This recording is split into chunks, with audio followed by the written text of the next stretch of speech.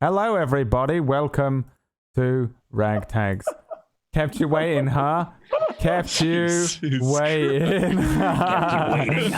You are welcome. Oh, I can't believe you back. actually put it in. It's been too long, brother. Brother. Oh, It's been too long. Oh god, I just clicked on Pete and Baz. No. Oh god. shut your mouth, son. Shut your mouth. No, don't come down south. Gotta get in the back of the gaff. All right. Hello, everyone. Did I play music? No, I just muted the music. Hello. Oh no, it's not playing. There we go. Welcome to RagTags. There we go. Welcome to RagTags. Yeah, that song stops sometimes. That's weird. It was just for you. It was just for me? Yes. Nice. Roll20 player works. Real well. Thank you all for joining us on what feels like the first time we've played since eons ago. Eons ago. An epoch has passed, says Wax Steven, since we have played. That's correct. So welcome. What's an epoch? Some kind of truck? Yeah, like an American truck? Yeah, it's an American truck. Yeah. Drove past. Yeah. An American truck. Correct. Yeah. Thought so. Yeah, you guys don't get much credit for like inventing the language. It's I don't even know what epoch means, Peachy. Or an American truck. It's a truck. We just discussed this, Jay. It's not a truck, Peachy. All right. It's not a tumor. It's a type of lorry. Okay. Oh, a lorry. A lorry. It's a lorry. A lorry. It's a lorry. Yeah, a lorry. A lorry. How do you say Landau it? was called Lorry. Lowry. Oh, lorry. Lowry? Say lorry. It's a lorry. Say Lorry. no, but say lorry. Yeah, it's the Say same as lorry sorry, instead of but with lorry. No, but say lorry though. Lorry. How can't you do it? Just say it normally. I can't Just say Can lorry. you say Hugh Lorry. Laurie? What about Hugh Laurie? Hugh Laurie. Well, we know whose character's dying today. Tuesdays for not defending me. No, what will I do on a Thursday? never Oh no. about that before. No? Never? All right, well, shit, man. Listen, God, I can't only handle so many roasts. Fuck. All right, they got me. Nathan in the fucking Discord was like, all right, man, I'm all caught up. Can't wait to watch with my grandkids. And I was like, okay. You're first. All right, Nathan, you're first, buddy. It was such a good. It was such a good roast, man. What was that, yesterday? Oh man, that's what brought on the migraine today. It was so bad, it got me today. I'm gonna mod that man right now. Oh man, welcome, happy Thursday. It's been a while. We blew all the dust off of everything just to play today. Thanks for making it out, viewers. Thank you, you four, for coming in. Even though Peachy was late as fuck, it's okay. Oh my god, it was so annoying. We do what we can, you know. He's an affiliate. We got to give him a little leeway. No, we don't. No. That's exactly I know how I the can opposite. fix this. Allow me to fix this. Okay. Jay, Brad, Yes. fuck yourselves. Okay, thank you. Thank you. Oh, shut your mouth. Oh, how's your guys' week been? You guys been playing Red Dead? Doing anything crazy? Not had a migraine like me? Literally just Red Dead. Somehow avoided a migraine. Yeah. I somehow avoided Red Dead. Oh. Oh, Damn. I've And avoided Death it. Stranding? I've avoided it for a year until Same. now to play it because I wanted to Same. play the PC version. I've been playing Death been Stranding playing- offline, but I don't want to talk about it. At all? No. I want to hear about it. I want to know. I just want to beat the game without Yeah, let him anything being finish spoiled it. or ruined. I don't know how I've done it. I don't even. I've not even like looked at the game. Like, It's the I was best like, game oh, it's I've probably ever gonna be played. bad. And then everyone was like, "That it's the best game I've ever played." It's the All I weirdest. see is walking, so I'm like, I don't get it. Yeah, that's all you do. Somehow that. It looks kind of cool, like it's a delivery game, like Euro Truck Simulator. It's which I literally. love. Yeah. It's closer to Euro Truck Simulator than anything else. But It's that like Kojima made Euro I Truck. refuse to talk about it Yep. you're We're done because if doing here. you now. try and tell someone what it's about, they will not buy it. Moving on. How about my summer car, though? Can we talk Is it about good? that? The Finland Peachy? simulator. Is it good, Peachy? Yeah, that's really good. What happened to Peachy? I've been playing super I was like passing the mic to him, and he was just like, Holy shit, she's been playing My Summer Sat Car. there. I literally just started that. Oh god. Yeah, it's got all it. right. He got Yeah, it. it's okay. Whatever. I only spent all day playing it. And whatever. All day. Oh man. All day. I've been all up day. since 7. I've been playing Finnish Simulator, and then I come in here and I get roasted by fucking check marks. Wow. Oh my god. Well, Zot doesn't have a check mark anymore, so you can I mean, roast him man, too. technically, could this my get bitch ass more awkward? does. Yeah, not on the right Guys. site. Oh my No, god, I I've know. just Come on, brother. remembered that wanna- you left. Hey, look at that. Yeah, still there. Oh, Wait, do you have it? Oh, Some I got GTA 2 check on marks. your- So Damn. reporting Facebook. that shit. Fucking traitorous little wretch. "Oh shit, he does have to." Fucking, 2 now. I'm just gonna time him out. Well, I'll see you guys in 10 minutes. Don't worry about it. I'll check then. It's fine. Oh. All right. All right. Let's. I don't know how to untime you out, by the way. I think it's I've been literally here for not bad. 4 years and I don't know how to do any moderation stuff. I have no knowledge of this place. I have the 3 things that come up next to it: ban, timeout for 10 minutes, and delete message. That's all I can I think do. it's just literally unban, and that's it. /unban. Yeah. It's okay. I'm That's never why gonna we We do learned that. something today. That's why we have mods. Because That they is do why I this. have them. because They do this for us. They'll just keep me banned. It's All of mine have left me. They've all got jobs and stuff all of a sudden, all at the same time. So I'm just, Yeah. yeah. Fired. They all left me at the same time, and now my chat has been feral for weeks. And for some reason, I hate playing games on Twitch at the moment. And I can't work out what it The is. sudden. Like I lost They went feral. the shield Okay. has gone. Yeah. Yep. The shield came down, and now Shield. Yeah. I hate It's my that life. meme where It's the really- mods are like, mods are taking the arrows that for you. that meme, yeah. That Really, what? Like I don't think I realized quite how much. They Maybe. do take the edge off. Yep. They sure do. Yeah, I've been insane for the last 2 weeks. Well, that's- The I mean- edges. Yeah. No. They. they're There's like a not. direct Can we correlation get an expert in, between Jay? Can we get an Can we expert get to an check if they're expert? edges? Yeah, let me ask Mod team. Edgar. and mental health issues, right? There's like a weird scientific correlation between. You can the only two. have 2 pick, or you can only have 2 pick out of the 3. A good Yeah. mod team or depression. Chat safety. More depression. That's it, guys. That's all you get. All right. So why don't we pick up where we left off a couple years ago? Almost. I mean, that could have been a really good pun if you guys figured out what a time gate was. But Fuck's it. currently, you're all within a castle in the forest. One that you've traveled upon after being forced out of a temple, your temple, Kael, Tuesday's character, that you spent a good portion of your life in with your best friend Chaldro, who was traveling with you until recently. And seeking some safety at said temple, the woman that has been chasing you and searching for your party, and you specifically, Kael, made herself known, Selena Wynn, as she made her way to the temple and destroyed it, but not after speaking with Mammal in a moment where she asked you to deliver a message, and then collapsed to the entire temple in on itself, where you're all forced underground. It's been a little bit of a trip since then, as you've all been journeying underground for like a couple of days, with that maybe weighing heavily on you and going through the traps and pitfalls of being so far and deep underneath the earth.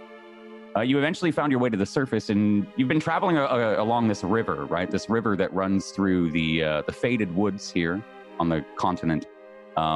It's the river that runs from north to south and leaves off on the coast. And you've been told to go to that X on the far west point of the map. And so following the river, you've stumbled across the Castle of Beginnings. This is a ruined castle that first drew your attention, this kind of haunted look to it, but still like unkempt and abandoned. And as you went inside and have explored around, things have not been what they should be or what they seem. There's a large golden gate that lies in the very far end of this castle, in the middle of a room. And after some exploration of this castle, Kael and Megan, our cleric and rogue, you two found that at night when you looked through that gate, on the other side, it seemed as if things were different, changed, cleaner. This ruined castle was a little bit more kept. As you all crossed over onto the other side, you realized that the reality somewhat changed in front of you. It took this nondescript, abandoned castle and brought a little bit of life back to it and showed you some of the history of it. And you see kind of purple and gold tapestries that have been hanging on the walls with symbols of like an hourglass and something else kind of mixed in between it. And through some exploration, or during some exploration here, I believe some of you got split up. As you search around this castle for clues or something here, any way to figure out what's going on in the forest, why Kael is so cursed as she is by this supposed witch of the woods, what's happening to the woods, and why she claims to be Kael's mother. Humphrey, I think we literally left off on an actual terrible cliffhanger.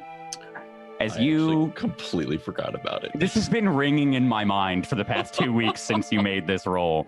You made a natural 20 insight. I think your question was like, how shady does this look? Like, is there a vampire, I believe, was your question? I think I was going actual vampire hunting. Yeah, like, are there vampires here? And is there a vampire?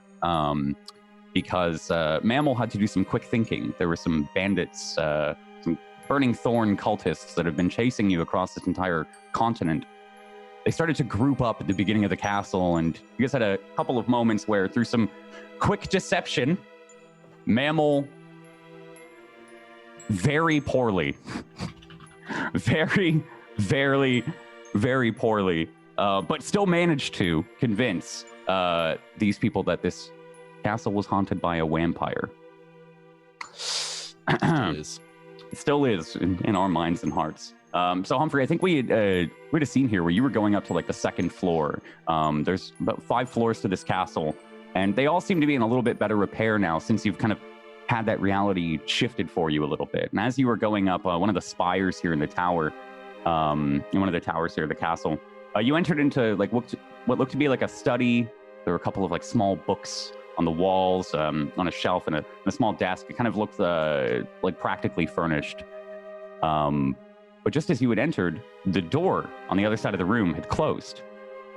So you walked over and kind of shuffled over and slowly opened that door to figure out what it was. And to clarify, it had closed just as you walked up. That was what was strange about it, right? So, I think we start today, again at that door, right where we were about to leave off a couple weeks ago.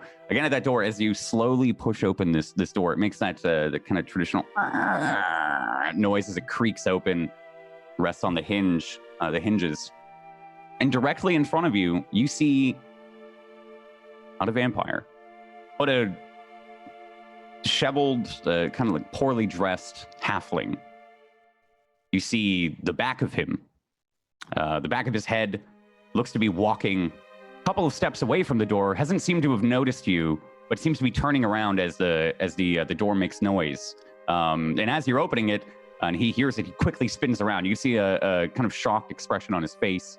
I don't know any other way to put this. He's pretty ugly. His face looks beaten up. It's like bruised and like they're purples and blacks, and his eye is kind of like lumpy. His left eye is a little lumped up, a little cauliflower eye going on. And you can see like various bumps on his head. He wears like disheveled clothing, like he's been traveling for quite a while, and just looks lost. And as he turns and sees you, he kind of stares with his mouth open, agape.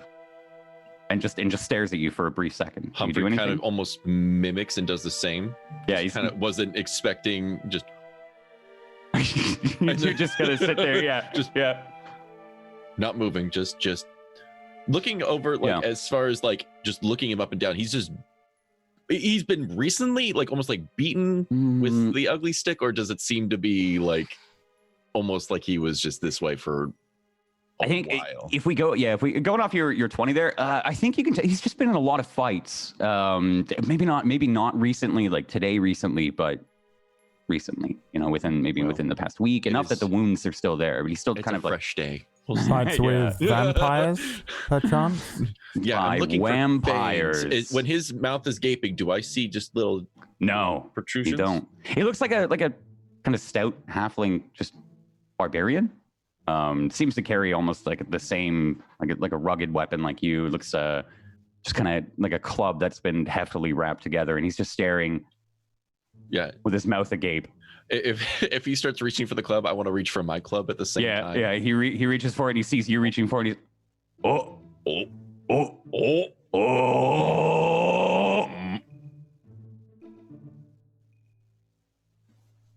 pointing at you, and he's just staring. literally mocking. Like it's gonna be a mirror situation. Yeah, like he is just.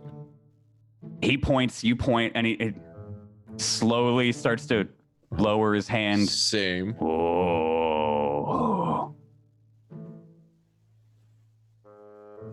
Hi. Oh. Hello. Who are you? Humphrey. I'm Bog. Nice to meet you.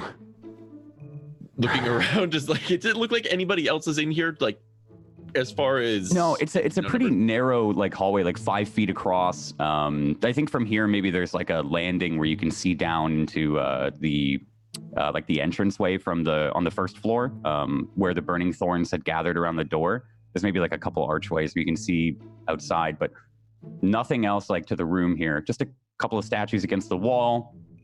And it looks like this is a connecting, like horizontal room at the front of the castle. And he's just standing there in the hallway, still staring at you. And no one's supposed to be here. How'd you find it? We'll do here in this time, I guess.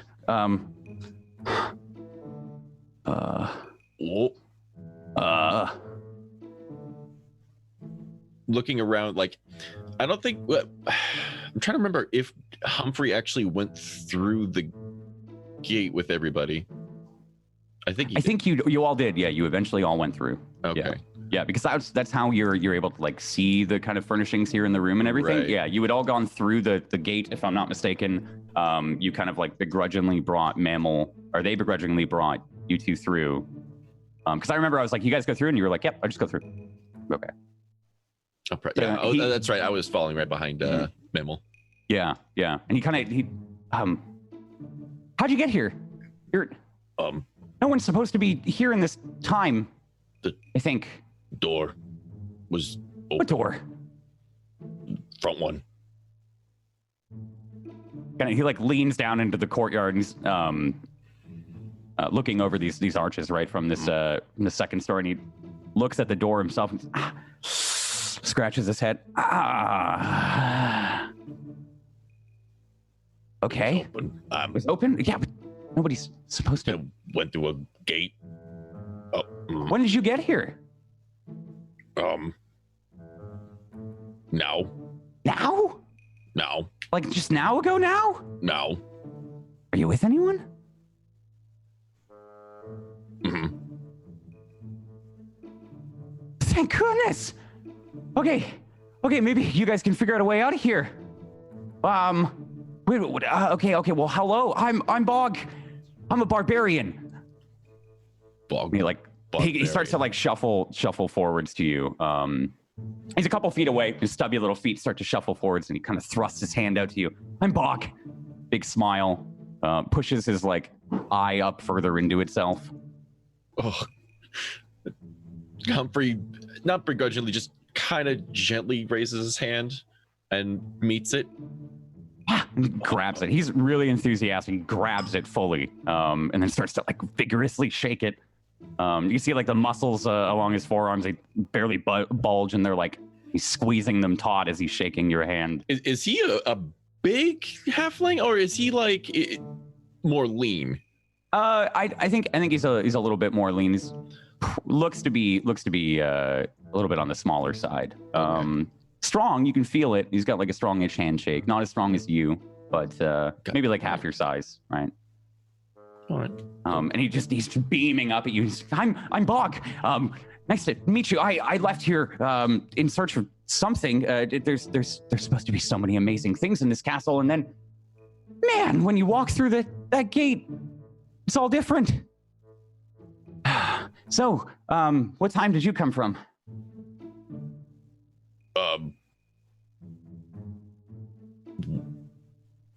Time. Yeah.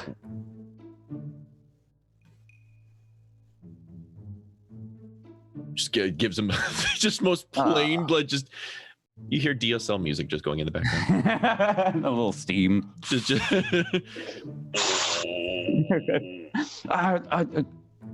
Okay, well, maybe it's kind of hard to understand. Yeah. Yeah, I don't get it either. But that gate's something weird. You don't know when you came from?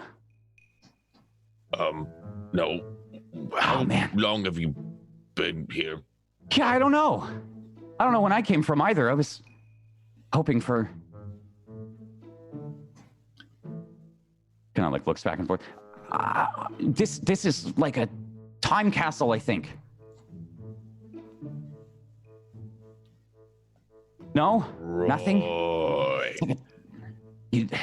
Looking at his clothes, is he like well dressed, or is he kind of looking like a little bit dirty? like Yeah, okay. disheveled. Like there's some like rips and tears in some of the cloth, as if he's gone through like rough brush or like thorny brush, as if he's Right. traveled through the forest. I think at a 20 insight, you can guess that he's come from somewhere within the forest. He looks pretty similarly like dressed to anybody that you would meet within the forest, like a light jerkin, some like packing supplies. Just traveling dude. Just Yeah, Okay. yeah. Seems to be on his travels. Yeah. mm, He just looks perplexed at you. what happened to? My face. My brothers beat me up. That's why I'm here. I'm from the Toe Smasher clan. We're a halfling clan of barbarians. We're really strong. Well, I used to be. Yeah, I used to be. And what happened to that? Not strong enough. Yeah. It's hard to say. Yeah, I'm not strong enough. He like puffs out his chest. I feel strong enough though. My brothers just keep beating me up, and they won't let me into the clan. That's why I'm here. To find a weapon or some kind of untold power of strength. Some kind of crazy strength that'll make me way bigger than my brothers. When I grew up around here, the Conclave of Sand it was said that they had so many amazing artifacts of magic and power. That's why you're here, right? Like the Time Gate is something of itself. We went through time. I don't know where we are. Oh. Do you understand what I'm saying? All you see is his head nodding a little bit. Yeah. And every about 10 seconds ago, right. Yeah. Yeah, it's a lot to take in. Right, well, Humphrey, right? Humphrey? Mhm. Yeah, welcome to Forever, Humphrey. This is our castle now. Should show you around, I guess. Kind of like motions to the end of the hallway where he was walking. Turns around, just looking back. Empty door. Yeah. Oh, all right. Yeah, come on, this way. There's like some bedrooms over here. I found some writings that helped me understand what this place is. And he starts to like walk down the hallway, and he begins to like beckon in motion. Do you come with him as he's beckoning? Keeping like I think 5 to 7 feet between us. Yeah, But more yeah. of just like getting the general tour of the place. Yeah, he's. Oh, come on. Okay. And he starts to walk down the hallway after he realizes you're staying so far apart. He begins to walk down this this hallway, begins to go back up towards the back of the castle. And yeah, so up here, I think on the second floor, this is where they had like libraries. And he pokes into another elongated horizontal room that looks to be like really, really stuffy and really claustrophobic due to hundreds of bookshelves that line the area. Some of them are thrown over. They seem to climb up the walls and be stacked on top of each other. But they only leave a little bit of room in each aisle here from left to right, from the entire room length to walk through. And he just points in there. Yeah, that's the library, I think. This is still with the castle looking clean and cleaner than it did. Okay. Yeah. So things are knocked over and. Yeah, there's less dust and there's less like wear and tear on the castle, but it still looks like here that they've all been knocked over, and some of the bookshelves themselves. Okay. And I feel like he answers that. He's like, I tried to climb on top of them, and the middle ones there, they fell. But I thought, you see that rafter up there? There's like a little bit of light peeking through, and you can see like there's a hole in the ceiling. Can't remember what they're called, but they're small holes for birds to come in. And he's like, yeah, I thought maybe that was a secret entrance. Like, I couldn't get up there, but it was just the outside. So, yeah, what do you think? That's the library. We can read there all the time if we're stuck here for forever. I don't know. There is someone else here you should know. There's a drow. As he keeps walking, he walks a couple steps and there's another door to a room already. And he's like, I points into this room. I last saw him in here. I think he was trying to break into that chest, but it's guarded. There's a gate. And he shows you like it looks like a small, like 5 by 10 room. There are 5 chests lining the walls, and then off at the far back of the room, there's a small chest behind a gate. What looks to be like a locked gate. The gate has no visible lock on it. It just looks unbudgeable. I think I should actually clarify that. Like it looks like it was built part of the wall, maybe as if the bars go in. Yeah. Okay. Yeah. And the other chests, are they open by any chance? Or? No, they're closed. They're closed. Locks, padlocked, or just no visible locks. They just seem if there was a padlock, then all of the latches are like open. Doesn't matter, or it seems like them being locked doesn't matter. And he's, yeah, there's a drow. He's really tall. But he asks questions. You gotta just watch out for him. He's weird. Yeah, but that I already checked these chests. They're all empty. I thought maybe there was some food, and then I found a rat, and I ate it, so now I'm okay. That was a couple days ago, I think.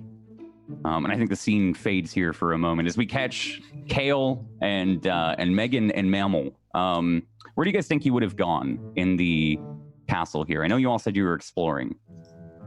Where would you have been going? Humphrey went off one way. Mammal went off one way. Another. Oh, yeah. You guys all like fully split, right? Okay. Well, not fully because I said I'd go with Kael. Okay. All right. So let's start with Kael and Megan. Where do you guys think you would have gone? There are 5 floors available. Humphrey took the east end and Mammal took the west end. The top of the map here would be the north. I'll take Central London then. That was a terrible joke. Sorry. So east. East and west, yeah. We came from the south? You came from the south, yeah. Yeah, but we'd probably just go the north way. Okay.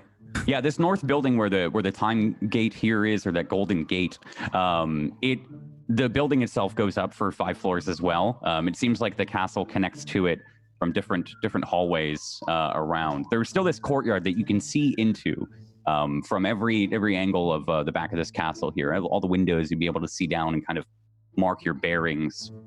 As you explore the let's say, you go up to the 3rd floor here, because I think the second, I said there was something with the second staircase.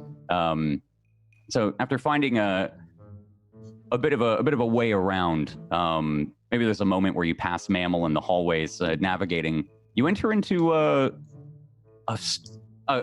bedroom. It seems it's a strange bedroom, decorated with like leftover tapestries that haven't been hung around the castle. These purple and golden tapestries that all seem like 7 or 8 feet long. Again, with the hourglass in the middle of it. They seem to be the spare tapestries that haven't been hung around in the castle, and they lie in these like stacked boxes at the foot of a pretty simple bed. And the boxes seem like recently disturbed. Some of the tapestry has been pulled out, and the lid is off the box. But the bedroom seems scarce and yet again practically furnished. There's just a desk, a bed, and a small table and a chair in there. But in the desk, it looks like on the desk, it looks like there are padlocked drawers. And Padlocked. Something seems familiar to you, Kael. Like you feel this pulling sensation that you've been feeling. It almost like it's like a double heartbeat or something, like a heart palpitation. Like you feel it, and then suddenly, as you enter this room, it like skips a beat. And you feel a strange, familiar pulling sensation in here. Might pass almost immediately, but maybe it's what made you stop in this room in the first place, or leave it up to you. But it's enough to notice, as if your heart had skipped a beat. It's enough to notice. It feels familiar. What? Why did you stop? Well, did you feel that odd sensation? No. I guess it's just been me all along, but it's that pulling again. Did you? Oh, sorry. Right. What, from there? I'm not sure where in this room, Padlocks. but in this room.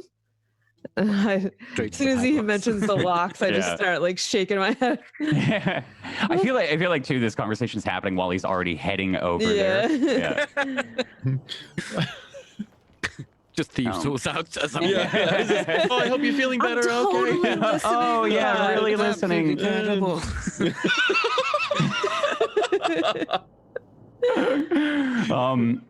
Yeah, as you're talking, you hear the soft footsteps, you walk up. Give me a quick investigation check, Megan. This doesn't seem like a regular lock.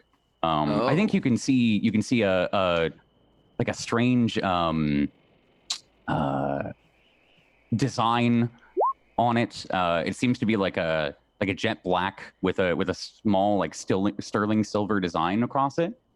And there's one initial with an S on it in the lock where the key would go into. It looks quite strong. Doesn't look like any typical padlock that you've encountered. If you want to go ahead, give me a thieves tools check. That's what it's called. I'll go with my investigation. Yeah, the 18. Sorry, I was describing that for you there. You can see that it looks pretty dense. Maybe a little hard to crack. It's definitely unfamiliar to you, and doesn't look to be as simple as like a regular key lock that you might, like a key padlock that you might find. I get an advantage because I had a good investigation. Nope. Nope. Yeah, as you stick one of these tools in, maybe Kael distracts you for a moment. There's a as a tool breaks inside of the lock, and you can then hear it start to rattle around. Oh, that's a number 4. That's really useful, that one. Well, can you repair it? Not really. It's kind of stuck in. It's like rattling the lock and trying to shake out the hole. And just makes that weird metallic clinking noise. Can't open it. We'll get you another. I don't care about the tool. The lock's locked. Well, right, but... And I'll just go and, like, pull on it and rattle it, like, trying to be helpful, but... Yeah. Probably not. There's just a kind of shaking. You feel the drawer itself, like, move as you start to pull it. and the desk like pulls back a little bit. It seems pretty like firmly attached, but it does like wiggle. Is it just the one padlock, or were there multiple? Yeah, it's a large, like there's probably like a foot tall, one of those like foot tall. It's at the bottom of this desk here, so it's the very bottom drawer, and there are like two smaller ones above it. Those seem to open and be unlocked. In fact, like as you're pulling on them, they probably open slightly, like a pen rolls out and hits the drawer of the other one, but they seem relatively empty. Well, perhaps one of the stronger among us can smash it. It's a lock, all right? Well, It's not a woman, but I treat it nice. I came out wrong. I think it came out rather wrong. I didn't... Oh, okay. Never mind. Look, it's easy, all right? What we gotta do, and I'm gonna like lie down underneath the drawer on the desk and try and remove the panel that's holding the drawer in instead of doing it through the lock. I'm assuming like Kael would help. Right. Kael, would you help with like lifting the desk? Because you'd have to lift it up. So. Oh yeah, I'd be trying to assist at this point. I felt something odd in here, so I certainly want to get into. You grab that and lift it up a bit. I'll try. Crowbar. What the fuck do I make you roll for this? Oh, I'm trying to Megan roll. boy. I think this would just be. Give me an acrobatics check. I'll give you. Oh no! Give me a sleight of hand. Sorry, sleight of hand. I forgot they have a skill for that. Is it Skill for that. I would have preferred Megan. acrobatics because I get a plus 10. okay? Yeah. 17. Ooh. Okay, yeah. I think the desk lifts easily enough. There's a couple of. Are you using the crowbar? Yes. Yeah. Okay. There's a moment here where you get it in. And then you hear the satisfying of this like thin wood just cracking away as you peel it. Essentially. Go ahead and give me a dexterity saving throw. Oh, shit. Okay. 27. Okay. As you start to peel it, and you're like concentrating, and you're looking directly in this little like triangular hole that you've made. There's a brief moment, maybe of realization, where you see it start to brighten. It's like looking into the sun for a moment, and there is a millisecond where you close your eyes just in time as Kael, from your point of view, you hear this crack, and then this blinding flash of light fills the room.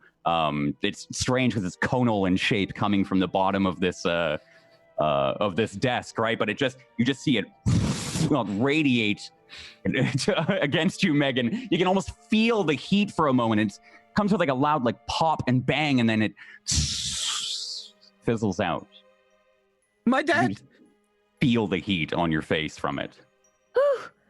Oh, I think you've. Am I dead?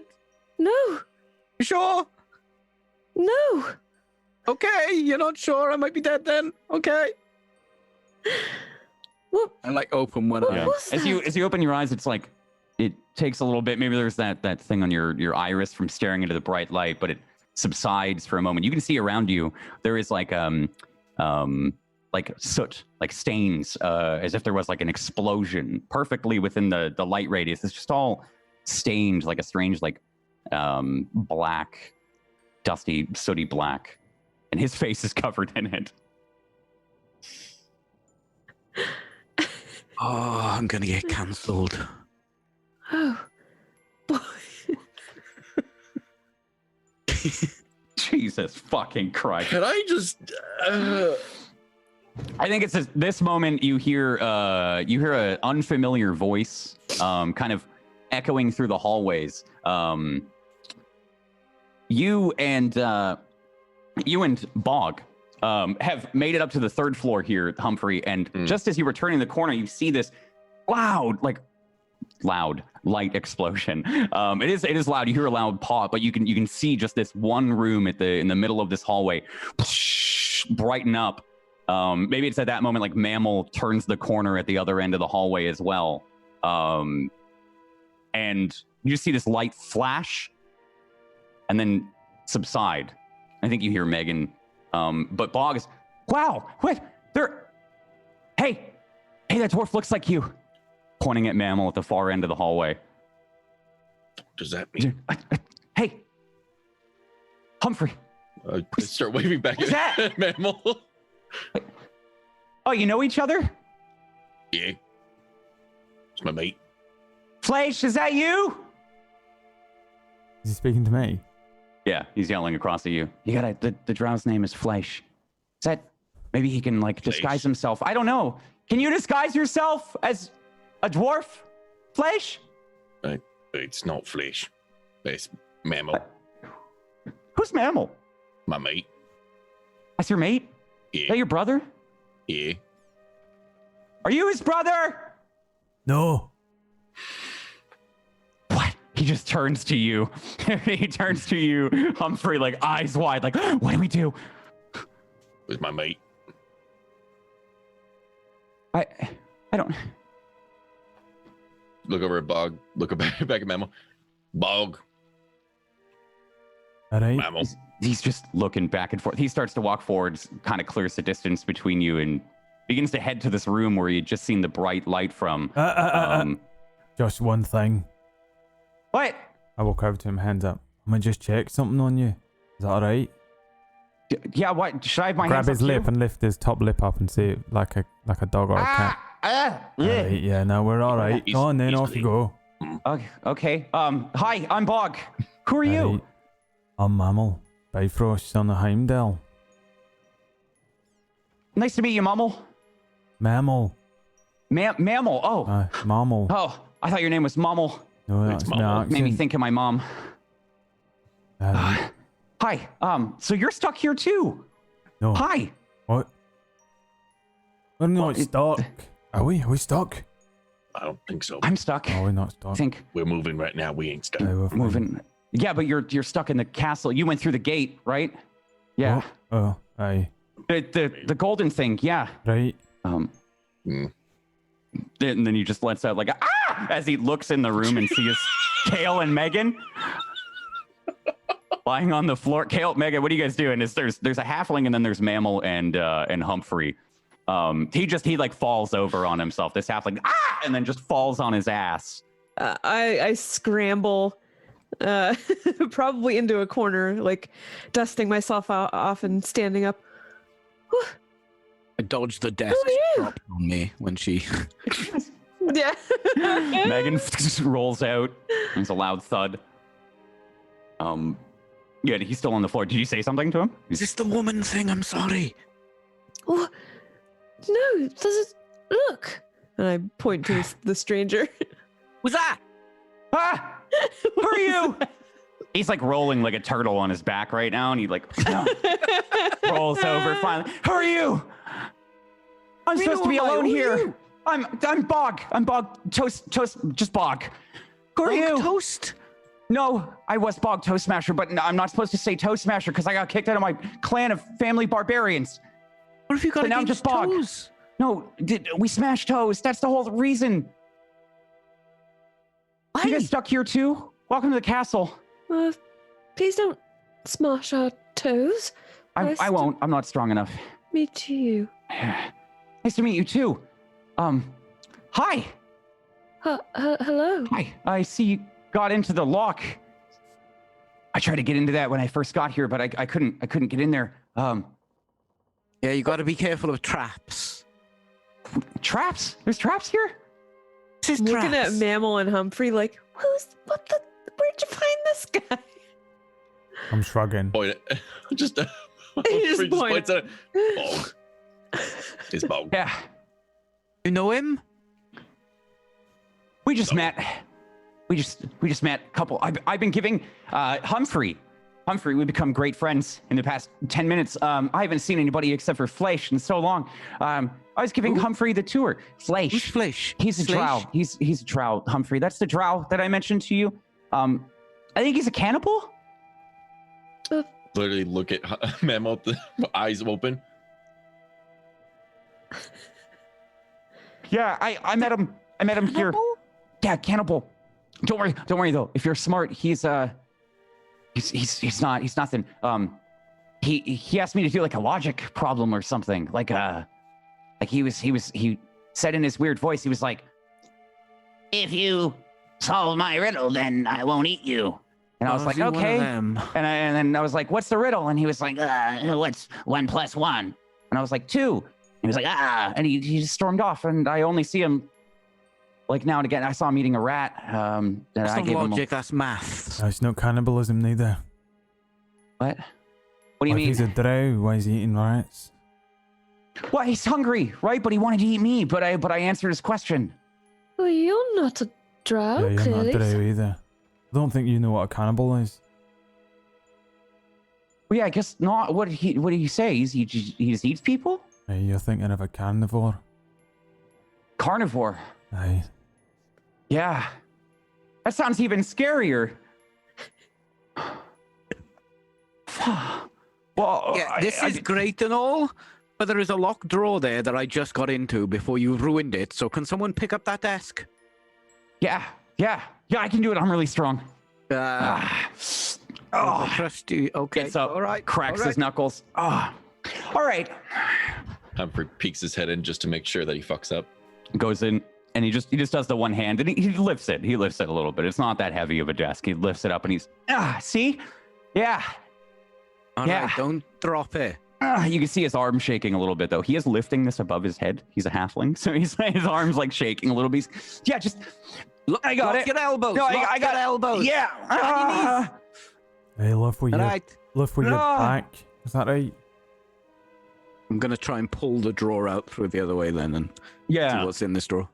I think there's a quick moment where you can reach up into the hole or find a way to pop it out. And as you reach around, Sorry. You reach up into the hole and find a way Oh to my pop it out. Carry on. I was gonna go with He was the also reach around. reaching okay, around. yeah, that there's a was- reach around. You He's reach up and you reaching find around 20 around and then 22 reaches up into the hole and then pops it out. inside of your ass is what you find. As your hand, like you do that thing, your hand kind of moves around. It settles on a book,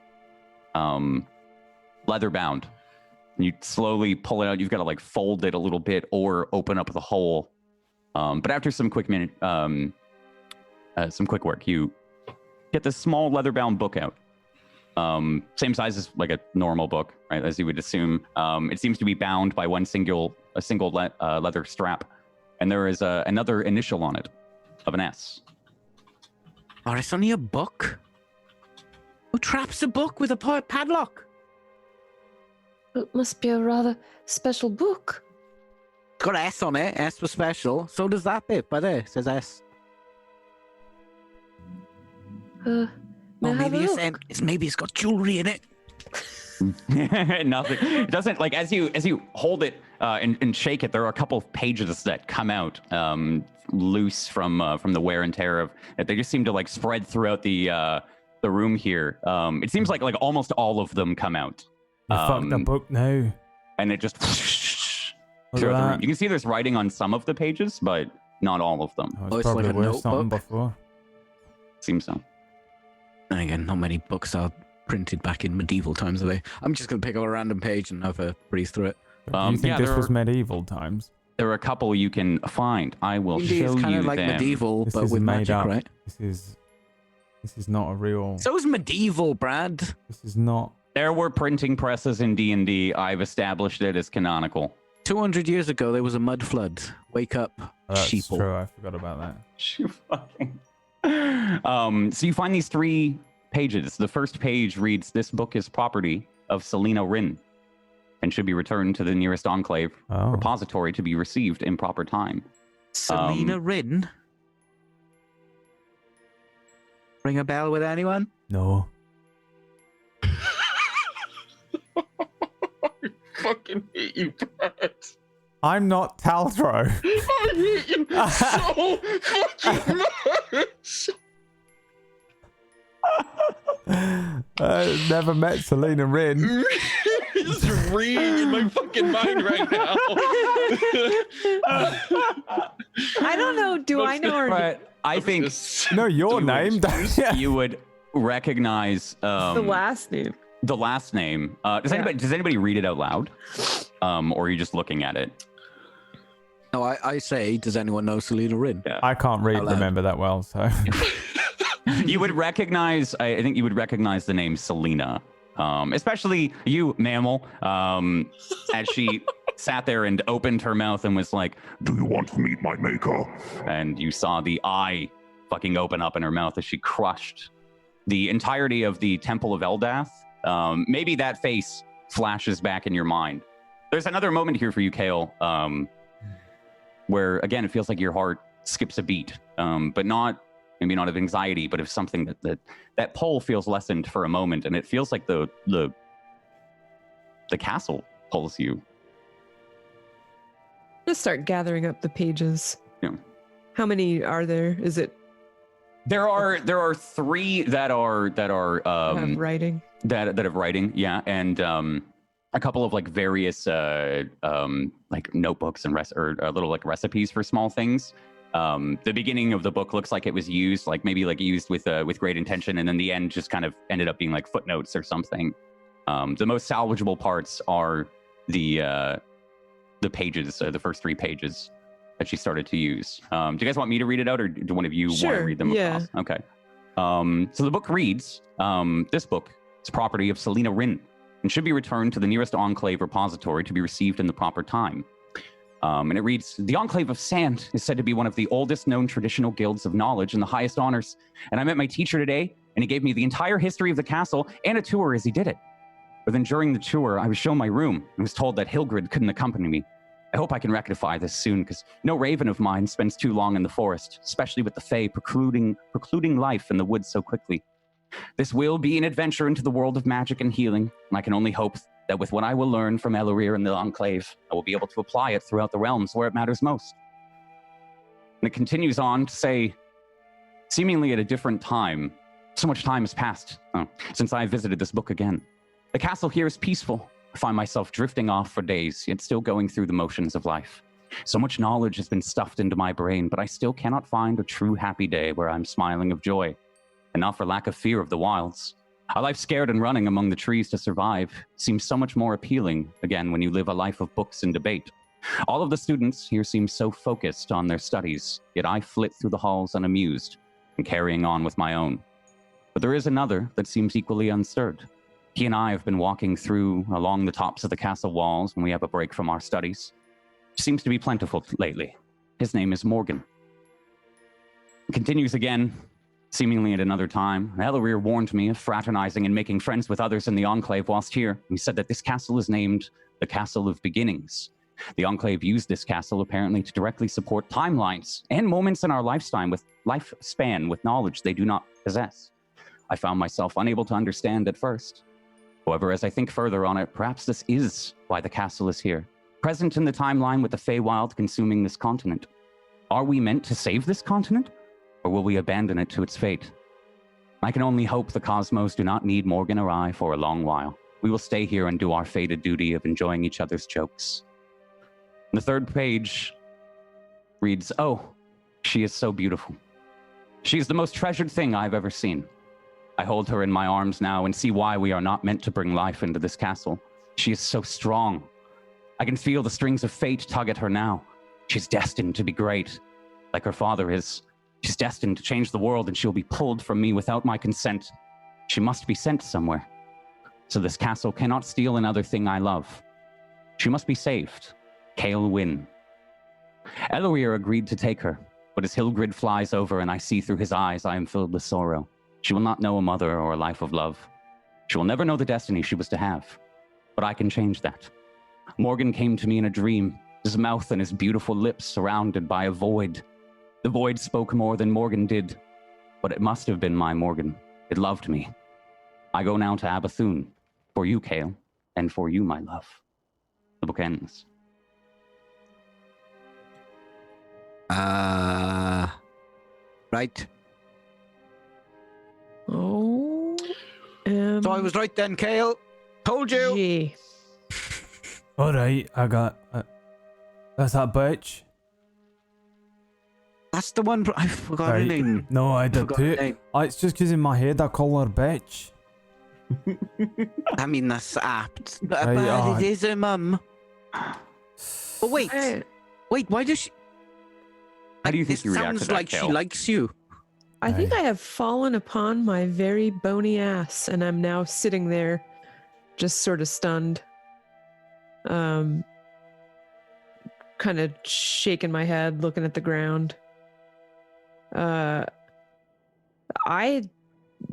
definitely don't know how to handle this, the scope of this. I guess like I was just kind of ignoring the fact that this person was claiming to be my mother, but now it seems like we've chanced upon this book that, you know, would say otherwise. So I don't have Taldra here to talk about this. So I think you just see me. I'm reeling.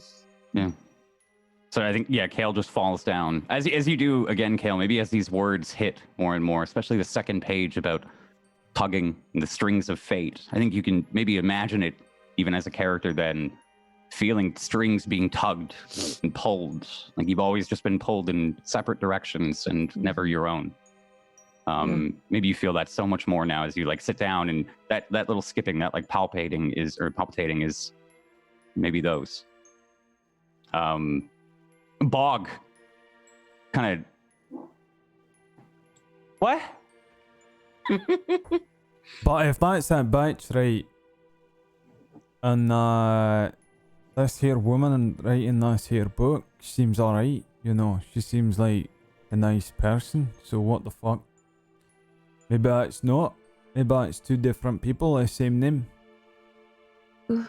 It's possible. Hey, it's why my Well, pa what if called she- me Mammal. Said nobody's called Mammal. I'll call you that, won't get confused. What Bit of a if she's coincidence. here and stuck here and can't She isn't. She's in the other world. Aye, she's get up there fucking up out? pimples and shit. Something you messed with her. Right, but it says that she did not want to leave, and Bog is saying that he cannot leave, and Yeah, I can't leave because I want to go back to I don't know where I am. I get up and run for the door. I'm gonna run for the exit. The exit. Yeah, there's areas on the second and third floor as well that you can like see out Okay. to the front area as well. So maybe there's that moment where you're running and running and running. Is it like a kind of like desperate run? Like you're like running to Yeah, see probably. like what's outside? Yeah, well, I'm Um, trying to get outside because he's said yeah. that we can't leave, and if there's a weird time loop or something here. Right. Okay, yeah, so you quickly take the stairs down. Is anybody else following? Because Kael just takes off. Humphrey's just got a stick in his hand and actually Yeah. sharpening it, just making Okay, pointy, okay. pointy wooden like. Where's so she Kael going? just- I just watched her run out the door. Yeah. We should probably... What? He's probably not alright. Go on then. She can leave. It's just maybe she misheard me. Kael, you run, and running down this hallway, you can still see the ball bearings and the caltrops are still here. You hop around them. There's a couple moments where you almost slip, but running through, you like hold yourself on the wall, and as you pass through the front door and into the courtyard of this castle, you can feel the breath of fresh air. You can feel the strings for a moment cut free. And then it's almost like they kind of collapse, the weight collapses upon you again. You step out onto the cobblestones, seemingly able to leave the castle. Do I see any evidence of the people that passed, any footprints, anything that can tell me that I'm still in my own time? I think, yeah, you would see their The season is right and all yeah, that. yeah. The season seems right. It still seems to be nighttime here. The people seem to have left, but you still see those footsteps, especially near that door where they had all crowded. You can still see the kind of the muddy footsteps, but the garden, the courtyard is different. It's kept. The grass is cut. The hedges may not be perfect, but they are they're not overgrown as they run along the fences here and along the outside wall. But the footsteps linger. Huh. Do any of you join her after a while, or are you all discussing kind of up there still? You think? Humphrey's preparing for a vampire hunt, so Okay. If He's busy. Humphrey's preparing for a vampire hunt, I'm preparing for a vampire hunt as well. You're preparing for a vampire hunt. I'm gonna go and look after my friend. Yeah. So there's just a moment here again where you're caught. The wind rips through. Castle sounds. You're alone for a bit here, Kael. As you look out again, you see the faded woods. These strange kind of oddly grown trees that are made of some strange translucent and ethereal material. You see the footsteps again of where these people are. To note again, it seems later than when you were previously, like when you walked through the gate, it seemed like it got much later. But again, you're not sure what day it is. You're not sure where you are. The sights do seem familiar, like they're the exact same that you left them are. But with the context of what Bog said, I don't think you could make out anything other than the season hasn't changed. Okay. And it seems to be night. What else are you doing? You just sit there for a bit? Probably plop down in the doorway here, and I'll just be sitting there thinking about what this could possibly mean. Megan, you said you were joining Kael, right? Yeah. Yeah. So yeah, there's probably a couple moments that pass, and then you hear the very, very soft footsteps of Megan, like a foot behind you before you realize he's there. Oh. Startled me. I love a book, funny. That was something. I really don't know what to make of it. She even mentioned Ellery. Something's gone all messed up. I guess so. I don't know why he wouldn't have told me. That's the point. You get very angry at the bird, which was I think. Right, but it's almost as if he didn't trust me with the knowledge of my own mother, if she is my mother. Yeah, but she's kind of... that book, those pages at least, a bit different. Like that's not... Like it's not the same person? It's not the person who put me in the river, or it's not the person stuck in this castle. She said he was taken away from her. Well, if I was taken from her, then why was I just cast off and put in the river?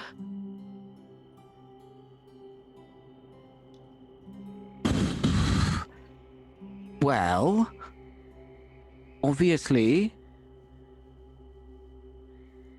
magic. Do I see the pained expression on his face? Like, I feel like I look over and I just see that, like, he is having trouble with this. This oddly is the kind of thing that I could have talked to Taldra about, because he he wouldn't have had a lot to say, but he was a really good listener and he gave a shit. So now I'm just like, oh my God, this Megan looks like he'd rather be anywhere than here. Awkward Megan. Right. I don't know what to make of it, but perhaps Perhaps we should leave this place. There's one person who might be able to give you answer. Who's that? Your mum. Right, but we don't even know that she is my mum, and we don't know where she is. We do, though. We kind of do. Well, what evidence have you, besides her saying so, and those were the words of a mad woman, by your account, I think, and this book, in a castle that is warped at best. Well, she said so. The book said so. Your name's in there. Her name's in there. Perhaps it's a trick. Like a magic trick? Well, like Is a it magical? trap. Can you tell if stuff is magic? Well, I don't know. I feel the pool. Is that magical? Wait, the ball was coming with your face coming off. Yeah, in that room, and then I felt it subside, and now.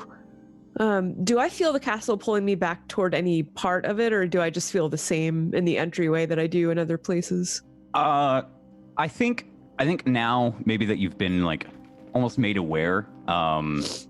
It's like realizing like there's an injury or something. Like tinnitus, the more you focus on it, the worse it gets, right? Yeah. I feel like maybe there's been another pulling that you feel now that just kind of makes sense. You can feel both of them, and potentially, you know, it might feel like there are others, but you can definitely feel this strong need, as if somebody's physically pulling a rope towards you on the coast. But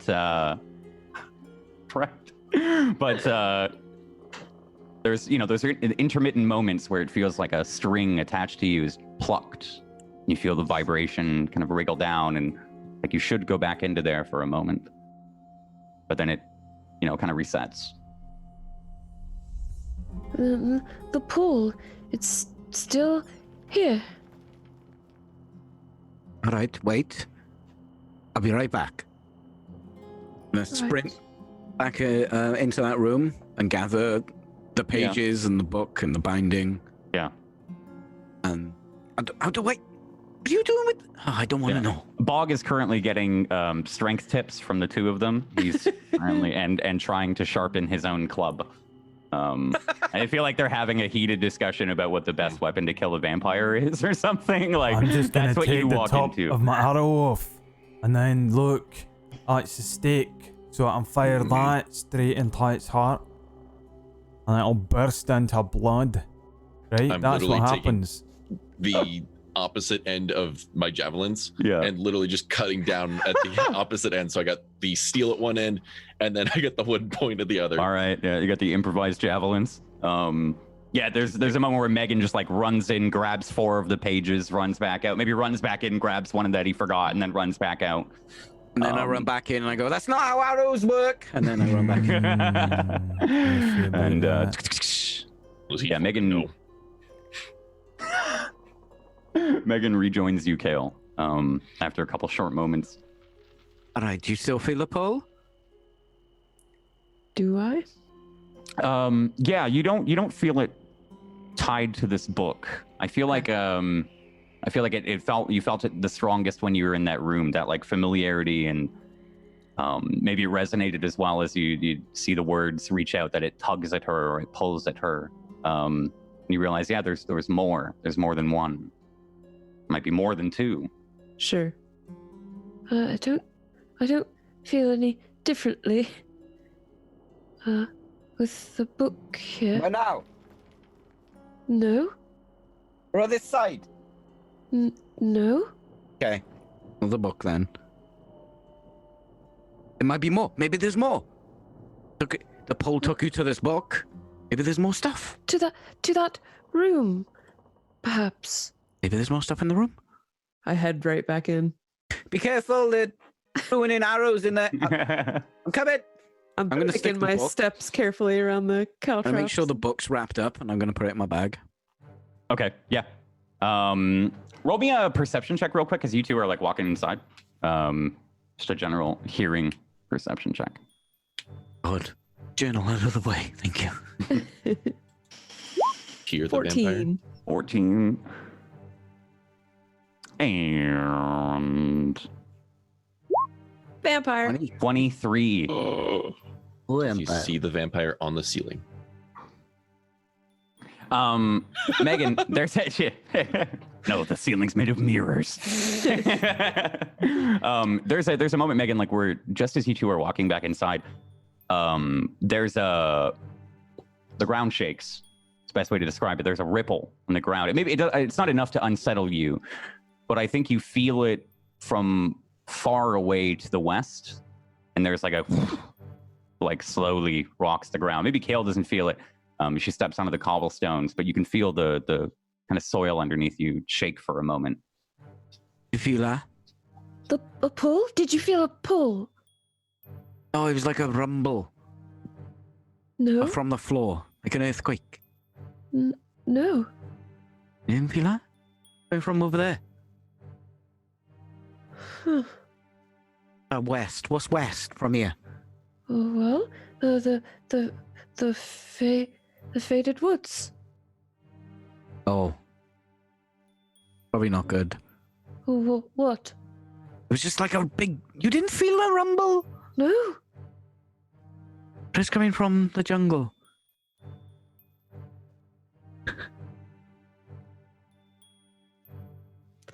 Nothing else? Odd. Okay. Maybe it was nothing. You two slowly make your way out. What's the scene inside here? Bog is probably asking you two. Like I said, he's kind of getting some strength tips. He's asked things like, well, I mean, like how do you cut the trees? And is there like, do you lift them? Do you roll them around? And he's a couple things like wait, I mean, like, do you carry any like heavy bags on you maybe to increase your muscles? What's the best way to swing? The best story that you've gotten from him here, the story so far, he's retelling as Kael and Megan walk back in, is my brothers, they're part of the clan and they won't let me be a part of it unless I'm strong enough. And so I have to beat either them or maybe if I beat someone else in a fight. Humphrey, we should fight at some point. That would help. No, you don't. No, you don't. No. Don't challenge him to a fight. He doesn't know when to stop. Oh, well, I mean, no, that'd be good. No. What we'll do is this, right? I can take a beating. I'm okay. My brothers are way stronger than I am. What about if you show up with a vampire head? Yeah. Right, as a little wee trophy. Yeah, and then they Look at that. You show the fangs and you're like, look, I took that down all by my wee self. Wait, if I play with the teeth and it bites me accidentally, will I become a vampire even though it's a head? Aye. Fuck. We'll have to put wee little corks on its teeth. Yeah. Right, because he would not be dead. Oh, we have corks, yeah. Maud loves wine. Yeah. Right, we'll show up with that. You say, look, I took that down, cut his wee head off. Yeah. Right? Yeah. You play a quick game of footy, and then you have to burn the head. Yeah, I gotta burn the head. Okay. Yeah. All right. So why are you guys here? Kill a vamp.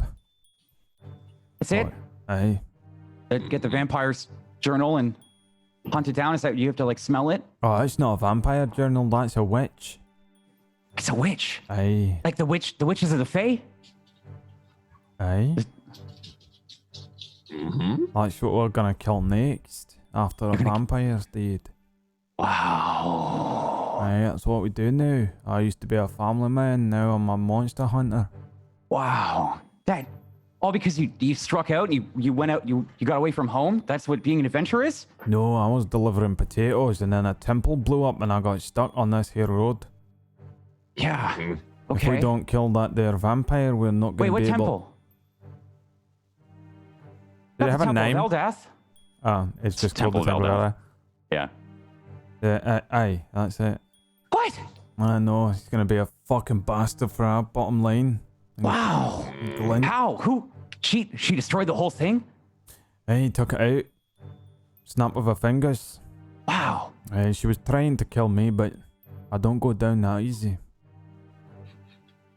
He's like, his eyes are like even wider. He's regaling you now with a whole new light. You guys took on the witches of the Fade, and No. how many were there? No. I took her on alone. You? Aye. What do you mean alone? You I alone? was on. Oh, was you there, Humphrey? Nay. It was about- downstairs, Nope. hiding You in a two- cavern. He points to Kael and Megan. What about you guys? What did you Yeah, fight they were, them? They were hiding as well. How many were there? One. Just one? Aye. That's her ma. But- That's her ma. Oh, What? we don't know that. Hey. It's your mom? Aye, she's half witch. Your mom's a witch of the Fade? I don't. Half witch, No, that's half, silly. That would be silly. Wouldn't half it? unicorn. Mammal, that would be silly What? if that was true. That's- Really don't know Wow. who that woman is, but it's not as glorious as all that. What was she like growing up? I heard the witches of the Fade are terrible. Nasty, evil. Mom always told me if I wandered too far in the forest, they would sacrifice me and make 3 Would you children out of ever my body. Stop talking. No! Oh, yeah, sorry. How about we look for whatever's in this room? There's I look something in at- here. I look at Humphrey after she snaps and I sidle up to him and say, there it is. That's the change. This is when it begins. Bye, Leo. We're gonna have to do it. Have to be ready. Couple more weeks, she'll be ready. Aye. Point of no return. We'll have to become witch Still hunters. getting the. I think I got like a couple javelins all ready to go. Sorry to keep talking, but did you get outside? Yes, it's quite Yeah. easy to leave, and I'm sorry I snapped at you. It's just that you're talking an awful lot, and Yeah. I'm very confused, Yeah. and I don't know if that woman is my mother, or if I'm part witch or any of that. Yeah. Well, the witches of the Fade, though, they're wicked. You guys heard the stories, right? I don't think we need to hear the stories about Oh. someone who might be someone's mum and stuff. Might be a bit counterproductive, maybe. I haven't heard the stories. Nobody needs to hear the stories. He like sidles over to you. Mom used to say that they're the reason the woods are so weird, strange, ethereal. Yeah, Mm-hmm. yeah, All right. yeah. Mom said they cursed the whole land with werewolves and the rot. What did Mom say about vampires? Mom says witches are worse than vampires. Debatable. What do you mean debatable?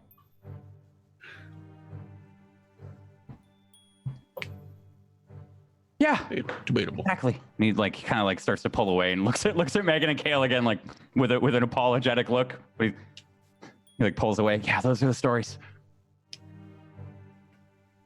So, anyways, what are you guys gonna do now? How about we just have 5 minutes where you just be quiet and we look for whatever's in this room? Okay, yeah, sure. I'll leave you guys alone. I'll keep going talking to the bird. Fred's pretty cool. The bird? What? What bird? Fred, he's my friend. Tell us the bird. White, it's a raven. It's a good friend. Where is he? He's up in the dining hall on the 4th floor. I look at Humphrey, grab him, and I'm gonna sprint up there. You grab him, Humphrey? Oh, what was it? I think Megan's grabbing me. Yeah. No, No. he looked at you. I think. Sorry. Yeah, I looked at you. I was like, grab him, and I'm gonna sprint to the bird because there's a white bird up there, and it's probably what we think. Well, what do you mean? One javelin in one hand, grab him by the scruff, and Yeah. I fucking start sprinting. Okay. So you grab Megan and Humphrey start to sprint towards. Bringing him? He's bringing him. He said he's bringing him. You grab him. He's said what? Yeah, you said okay. bring him. Okay, No, I didn't. we're going I to see said Fred. grab him. We're all going to see Fred. No, You said grab. You guys stop. stop. I'm gonna go see Fred. Mm-hmm. Is he a white raven? Yeah. Yeah. How'd you know? Wow. Keep him there. All right. Was he in the other version of your castle too? Yeah, probably. Yeah. Okay. Yeah, that's probably what it was. Yeah, you should go talk to him. Yeah. He's really cool. Oh, I can't come with? Nope. Why are you holding me, Humphrey? Empire. You head up a flight or two of stairs.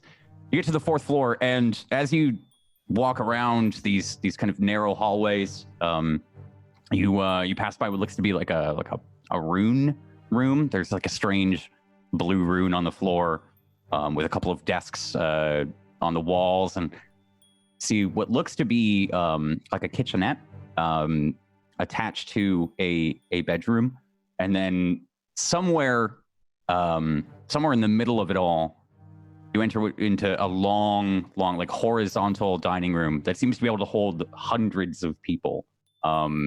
There's like a 30-foot long table with no chairs seated on it, and it looks like a long tablecloth. It's like kind of the same as the tapestries. It's got that purple and then outlined in gold, and the large, like 7-foot long symbol of the hourglass in between it. There are like little chandeliers that are those little like iron candle chandeliers that are hanging from the ceiling. And as you walk up and start to scan, roll me a perception check.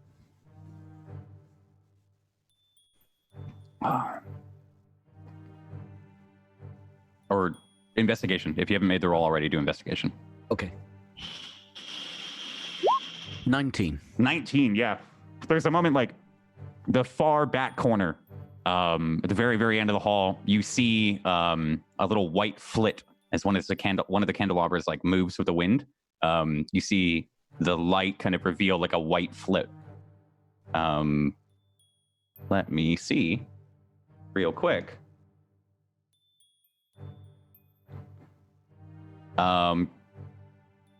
Give me a stealth check.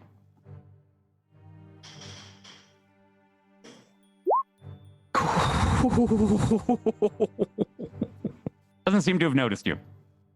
Oh God, I'm so glad I have a +10.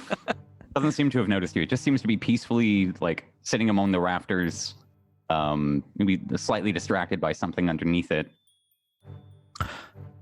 Is there a door in this room?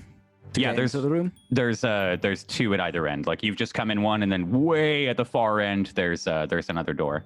Is the far end door shut? No, they're both open. They don't have like doors on them. Like it's just an archway. A doorway rather. Can I see it? I'm looking where and I can see it. Yeah, you can see it. Does it look like a hard shot or an easy shot? Probably. I think it's a hard one. It's across the room. Like you're at the left side. Let's say we'll say the east side of the room. It's at the west side of the room.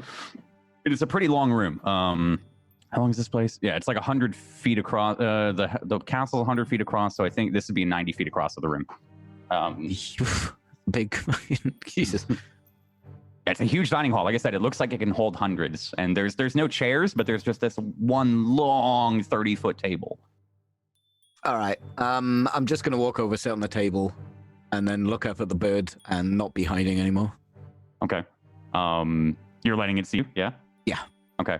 Yeah. There's as you take a couple of steps in the room, maybe you let one of your footsteps echo, and it kind of echoes across, and the bird immediately, and you see its head like turn, and you can see it regarding you from. It hasn't moved other than its head. Just seems to be regarding you. I think it's about. Ceilings here would be about like 15 feet high, so it's about 15 feet up and then 90-ish feet away. And I sit on the. I just sit on the table. Yeah. Eventually, does it respond at all? Oh.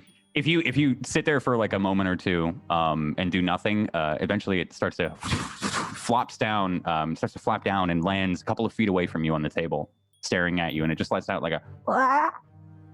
See the milky white surrounding the eyes, almost as if the bird was blind, but it seems to be moving. This milky white inside of its eyes just sits there 5 feet away on the table, looking at you.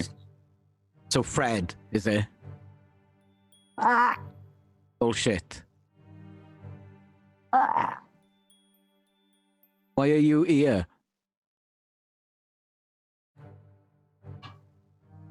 After you ask that, there's a moment it kind of like cocks its head to the side, and you see the white of the eyes lot more comes to the forefront, as if it just like they cloud over completely. There is no black and no like milky whiteness. It's just complete white. After a moment in your head, you hear, "Hello, Megan. Why are you here?" Me, why am I here? I asked first. Yes. What is this I am place? here because I am looking for you. Yeah, well, here I am. Your turn. What is this place? the bird like looks like it the bird I don't know why. the bird like looks as if it's actually regarding. It moves its head as if it's looking around like a human would. This is the Castle of Beginnings. Why not? Whose beginnings? The entire beginnings of time, Megan. This castle looks over all timelines. A conclave of scholars, wizards, they all meet here. And you thought you'd just hang out around here for no reason? I'm watching everywhere, Megan. I live in the forest. I am the forest. I am the air. I am the night and the shadows. In everything you see, I see you back. Everything. Everything. Then why you... No, because you have to use the birds, right? You can't be everything without the birds. It's no response. Basically, just a little jumped up bird hitchhiker, right? No response. Oh, didn't bite on that one. Yowza. So I found a book. You found a book. Yeah, I get out the book because I got it with me. Oh, it seems to be a different book than what you Different? would find here. Yes, Megan, you found a book in a library in a castle full of scholars with knowledge. Congratulations. Well, this one seems to belong to a Selena.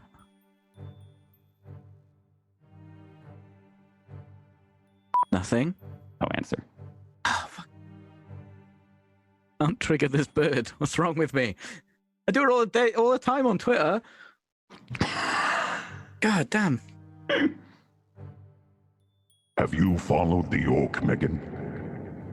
Kinda. York's dead. And he And he? is heading somewhere, Megan. Well, that's where we're going, but we Good. had to come here, and I don't know why.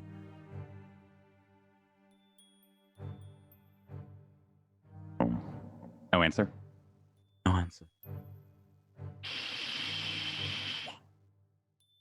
Can you feel it? Give me a what? perception check. Oh, it's not going to be the rumbling again, is it? Rumble in the jungle. 15. There's another slight shake to the ground. Just another unsettling of underneath your feet, like the ground itself moves, and there's just a brief chuckle, just a. That was you from before. The ritual has started, Megan.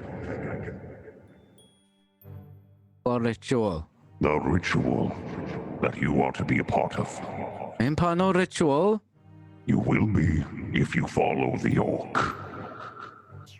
And you will follow the orc. I don't want to. What ritual? Perhaps if I knew the ritual, I'd just go there real quick. The ritual has begun, Megan. You know what ritual. You see it affect Kael. Wait, The this rot ritual... is done. You want me to take part in a ritual for the rot? Doesn't seem to respond. The final, Take like part in a that, ritual of the rot? This is horrible. the last words there, they feel like very, very final. As he says, the rot is finished. It still seems to hold your attention. It's not like, or like you've held its attention rather, but doesn't seem to respond. Dick.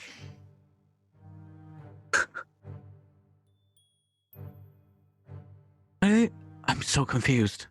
Gotta do the ritual, but the rot has already begun. Stopping the rot? Is it ritual to stop the rot? No response.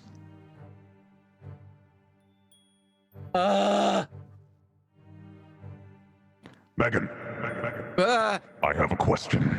okay. Has the small dwarf delivered my message to young Kael? The mess. No. Which one? Follow the orc. What message? To follow the orc. That was the message, to follow the orc. You gotta want. All right. I'll fucking tell her. Thank you. The eyes immediately You. fade out. It kind of like with the last like echoes of the voice in your head, the eyes fade out. And the bird. Yeah, whatever, Fred. That was useless. I'm leaving. All right. Just kind of bays at you. Does the seagull thing? Just opens its mouth as and then it begins to flap up to the rafters again. Seemingly looking like outside. There are these I can't remember what they're called. They're like pigeonholes. And kind of like you see it poking its head outside. I think like after the echo and anything the voice echoing throughout your head after it subsides, any kind of warmth that you had, any warmth in the room, it kind of comes back to you. You feel warmer. That entire time you realize like your hair was on its ends and everything was like you're on your hackles. Like you don't realize you're cold until you go into a warm room and you're like, ooh. Yeah, exactly. Yeah, and then without realizing it, I think like your hackles were raised, right? All your hairs are on end, and you feel like a little more tense than usual.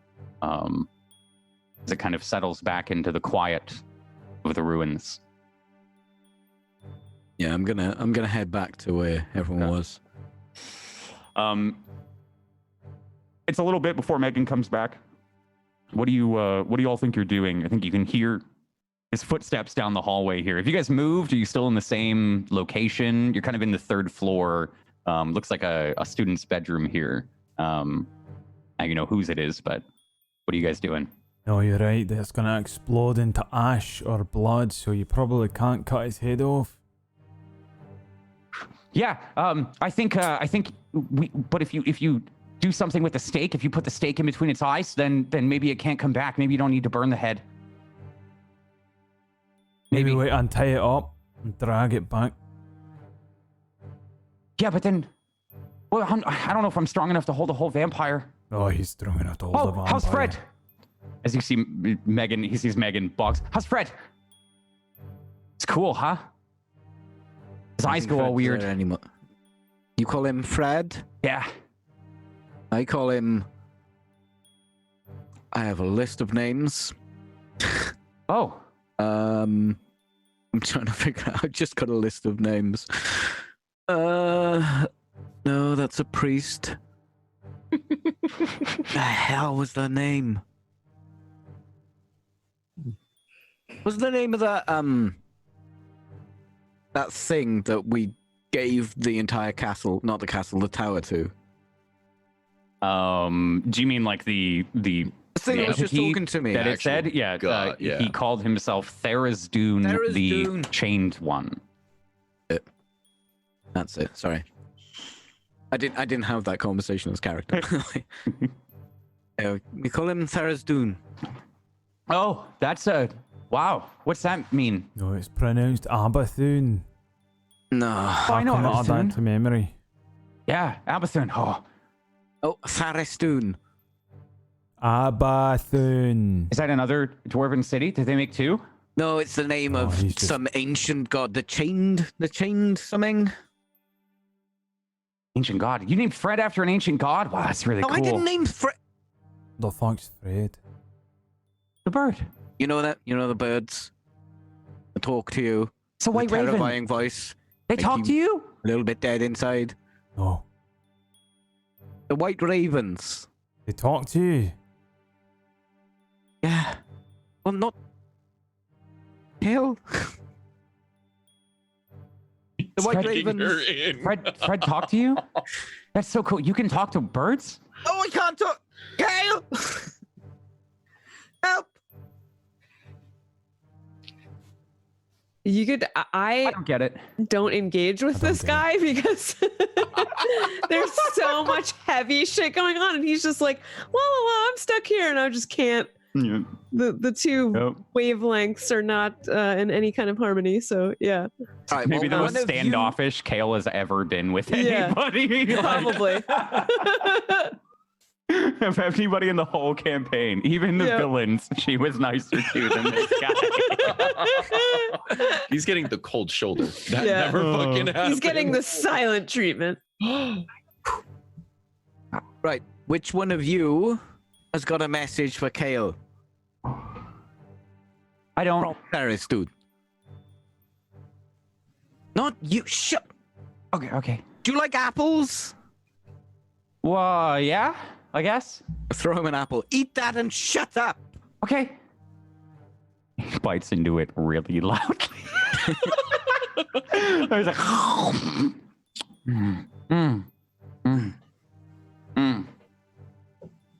All right. So Tharistoon told me that a dwarf was supposed to give a message to Kael to follow the orc. You already had that message. Kael didn't have that message. Alright.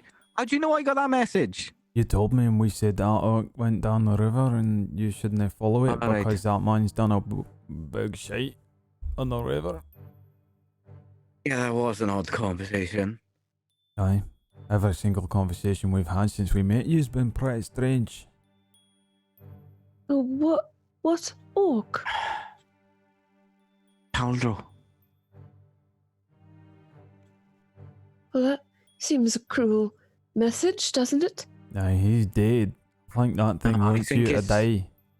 I think it's literal. He Well, was what- going down the river, wasn't he?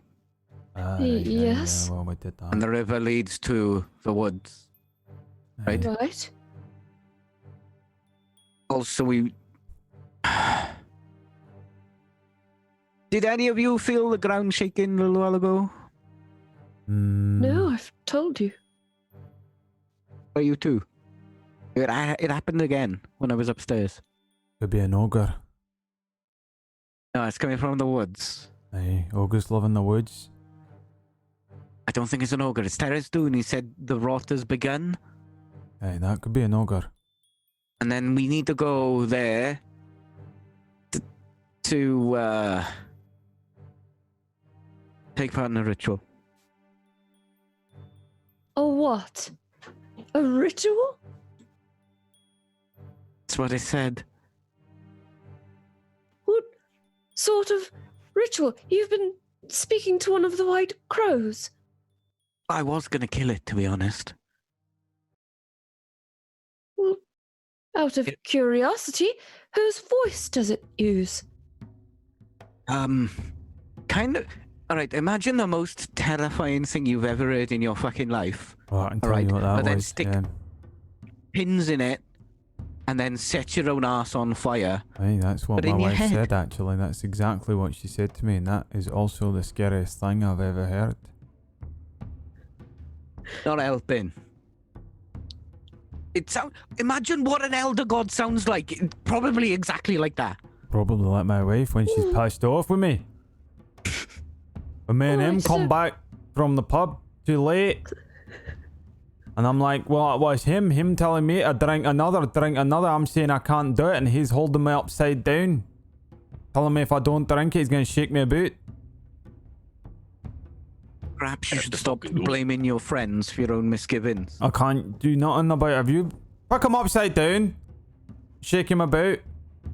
You see how long you last upside down with blood going to your head? Right. Listen, if there's a ritual, then, well, where? The woods are large, and, well, we've followed the river. Well, I think we need to follow the river all the way to the woods. We're doing that, right? All right. My ma says that the witches they live on the coast. Apple. Okay. But like the coast, near the tree of life. What'd you say? Near the coast. The tree of life. Yeah, near the first tree that the dwarves found. The first tree? Yeah, the first tree that the dwarves found in the faded woods that turned the whole woods. Remember, in the fade, the fade is it's like a disease. Remember, it's spread across. Right. That's why the trees on the other side of the river, they're not what's the shaky, like ghosty, you know? Yeah. Well, that's the tree of life. It's the first tree that set that off. Stop talking long enough to lead us there. Oh yeah. I mean, maybe. Well, that's really far. Yeah. Okay. I don't know where it is. I've just heard of it. What's on the coast? Like it's where the dwarves. How many days? I don't know. Like well, hold on. Okay. Do you have a map? No, certainly. I'll dig my map out. Okay. So, he like pulls out. He like brushes his finger on some of the soot, and he's like, okay. So, we're right here. And he marks a little X on the map. Right. And the woods. Oh, you guys have already got like kind of a mark on it there. Yeah, right here. Oh. That's where the first dwarven when the dwarfs of Abathun, when they landed here, they landed here, and then they tried to the story goes they tried to cut down that tree, but then the tree reacted violently, and they say that the fade woods that kind of collided and did something. I don't know, but then it started to spread. That's why all the trees in the faded woods are faded, because that's why we call it the faded woods. All right, that's quite enough. Yeah. Well, yeah. Do you happen to know if the river is the fastest path? Oh, well, I mean, no, not if we just take this. He like draws his finger from line. Not if we just go like that. Right, but is it more dangerous to go through the woods? Oh yeah, probably. But there's been a bunch of burning thorns about lately on the rivers, so I mean, everything's really dangerous, right? Right. Also, the further north that we go here, the more likely we are to run into the dryads and the ogres, and hill giants. How you doing, my fellow ogres? All right. Yeah. Well, we'll go through the woods. Okay. Yeah. I've never been there though. Just so you know, Well, we don't need you. I was merely asking if you could lead us. Yeah. And we'll find a way. Yeah. Okay. Well, yeah, that works because I live near there, so maybe at some time I can maybe I could fight Humphrey like right. Time. Okay. Right. Okay. Gets like a sad look on his face and looks down. Oh. All right. The first tree of life. Not Abathun. God damn it. No.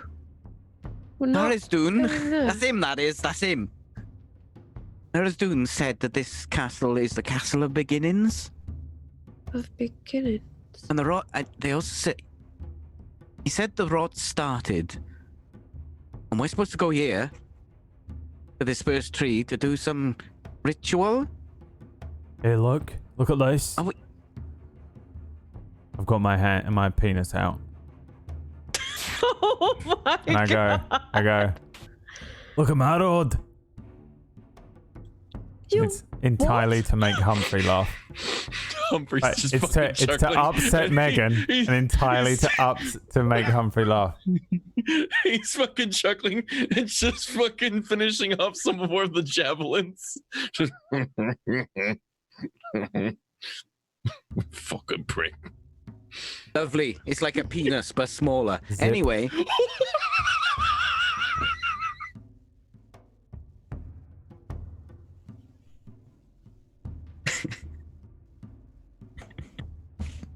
I hate Peachy so fucking much.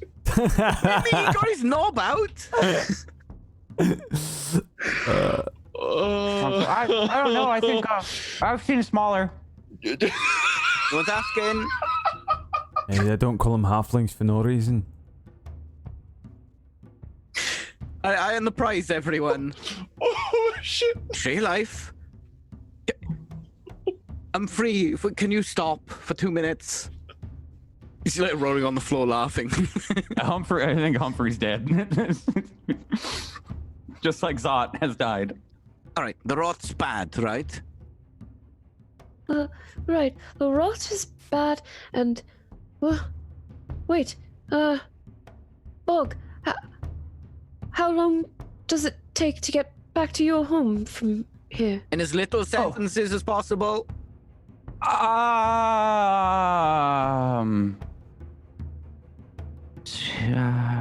Starts to like talk under his breath. If we travel that way and maybe we avoid the swamp, but no, we'd have to go through this. 2 days, maybe like 3. We could really push it and go like maybe 1 though, but because I kind of know the way back since I got here. But All right, that's quite enough. We leave it first light.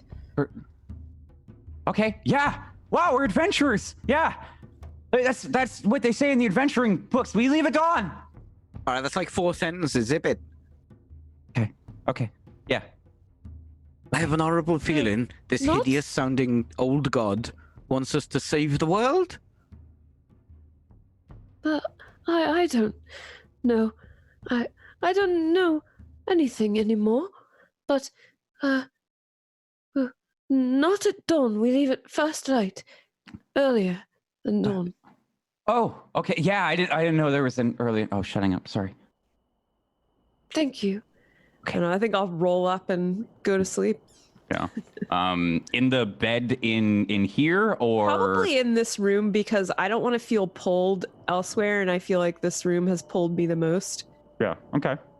So you nestle up. Like it's a simple bed. There's not really any like pillows or anything either, so you have to use your pack. What are the rest of you doing? I'm looking in this room for other stuff. Okay. Yeah. Bog's. I'm gonna go talk to Fred. Tell him we're gonna leave at dawn. Say goodbye to him. Yeah. Don't mention anyone else. Okay. It sets off. You continue to look through the room. There's not too much. Like it's pretty simply furnished, and I think there's maybe like 10 minutes pass as Kael's like trying to sleep, and there's like still opening the drawer, lifting up the desk. Humphrey and Mammal, what are you guys up to? How many javelins do you think I have like prepped, just like having the handles have it a spike? How many do you have? 3. Oh, all 3 then. Yeah, okay. All 3. Yeah. We can say you can work on it during downtime as well here while you guys are resting. Are you guys staying in the same room here? Are you guys going throughout the castle? There are a couple of bedrooms here on the 3rd floor. Luckily, there's a couple down the hall. They look very like simple and again like no real furnishings to the bed. Very practical furnishings. So just like a bed, and table, and a desk and a chair. So do you guys all settle down for the night in the same room, or do you find separate rooms? I think once the javelins are prepped, everyone's kind of getting settled. Yeah. I look over to the Mammal and we doing this? Hey, I suppose so. All right. I got 2 javelins in both hand, or a javelin in each hand. Yeah. I pass the 3rd over to Mammal. Fucking get a vampire. Hey, vampire. Oh, it's coming for us. That's for sure. You guys begin to patrol for vampires? Let's go vampire hunting, please. Yep. Sorry? I would like to go vampire hunting, please. Vampire hunting? Please give me a perception check throughout the night here as the two of you go vampire hunting. It's a 6. 12. It's already good shift. 12. The rest of you settle down while Mammal and Humphrey, you slowly walk throughout the castle here. Throughout this adventure, you I think you see all like 5 floors of the castle. As you're kind of moseying around the 5th floor, it's a little late into the night. A couple hours have passed. You don't hear anything. But you do, at some point, see through a window,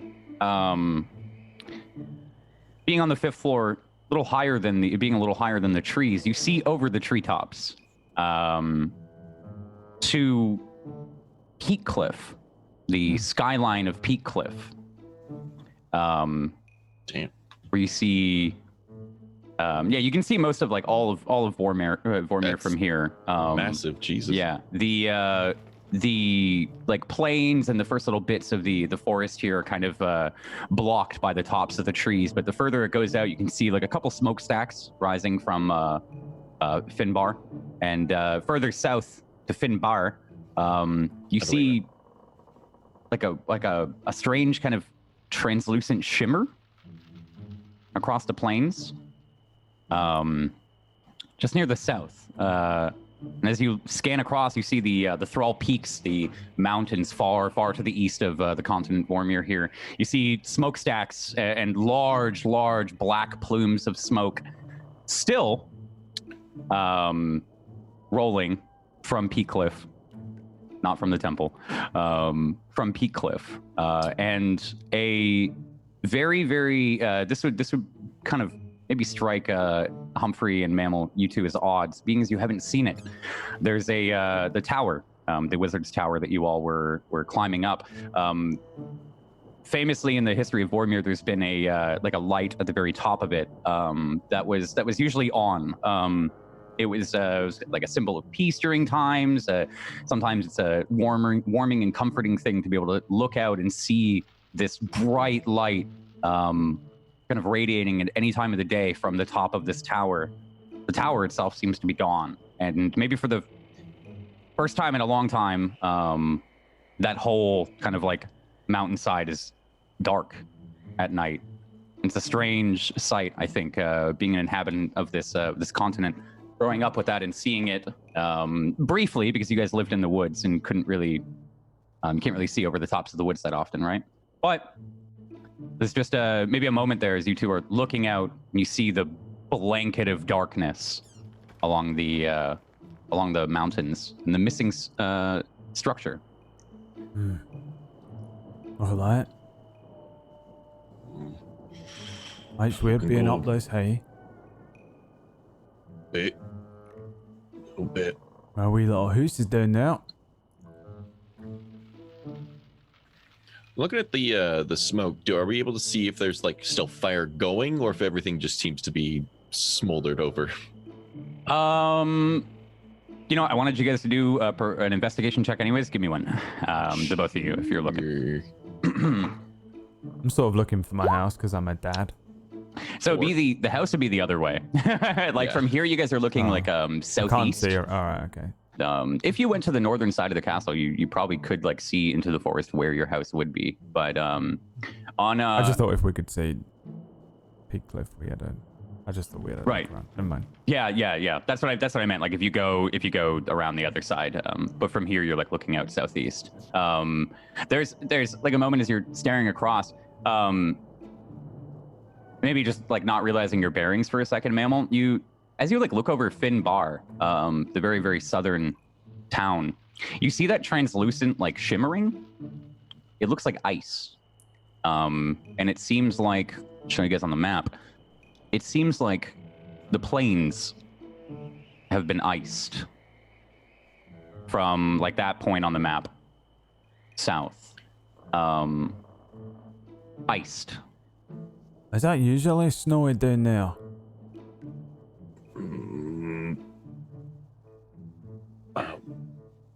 I've never been over there. Looking over, like, do we remember clouds or like any storm fronts or anything like that would have like seeing them recently? At least no, I think us. I think it's like pretty common off of the coasts. You see a lot of like rolling storms that'll come in and maybe like dissipate as they come across. They usually would hit the mountains from the east side because the waters on the east side of the continent are really, really treacherous, especially right now. So you can see maybe the black of those clouds, but nothing.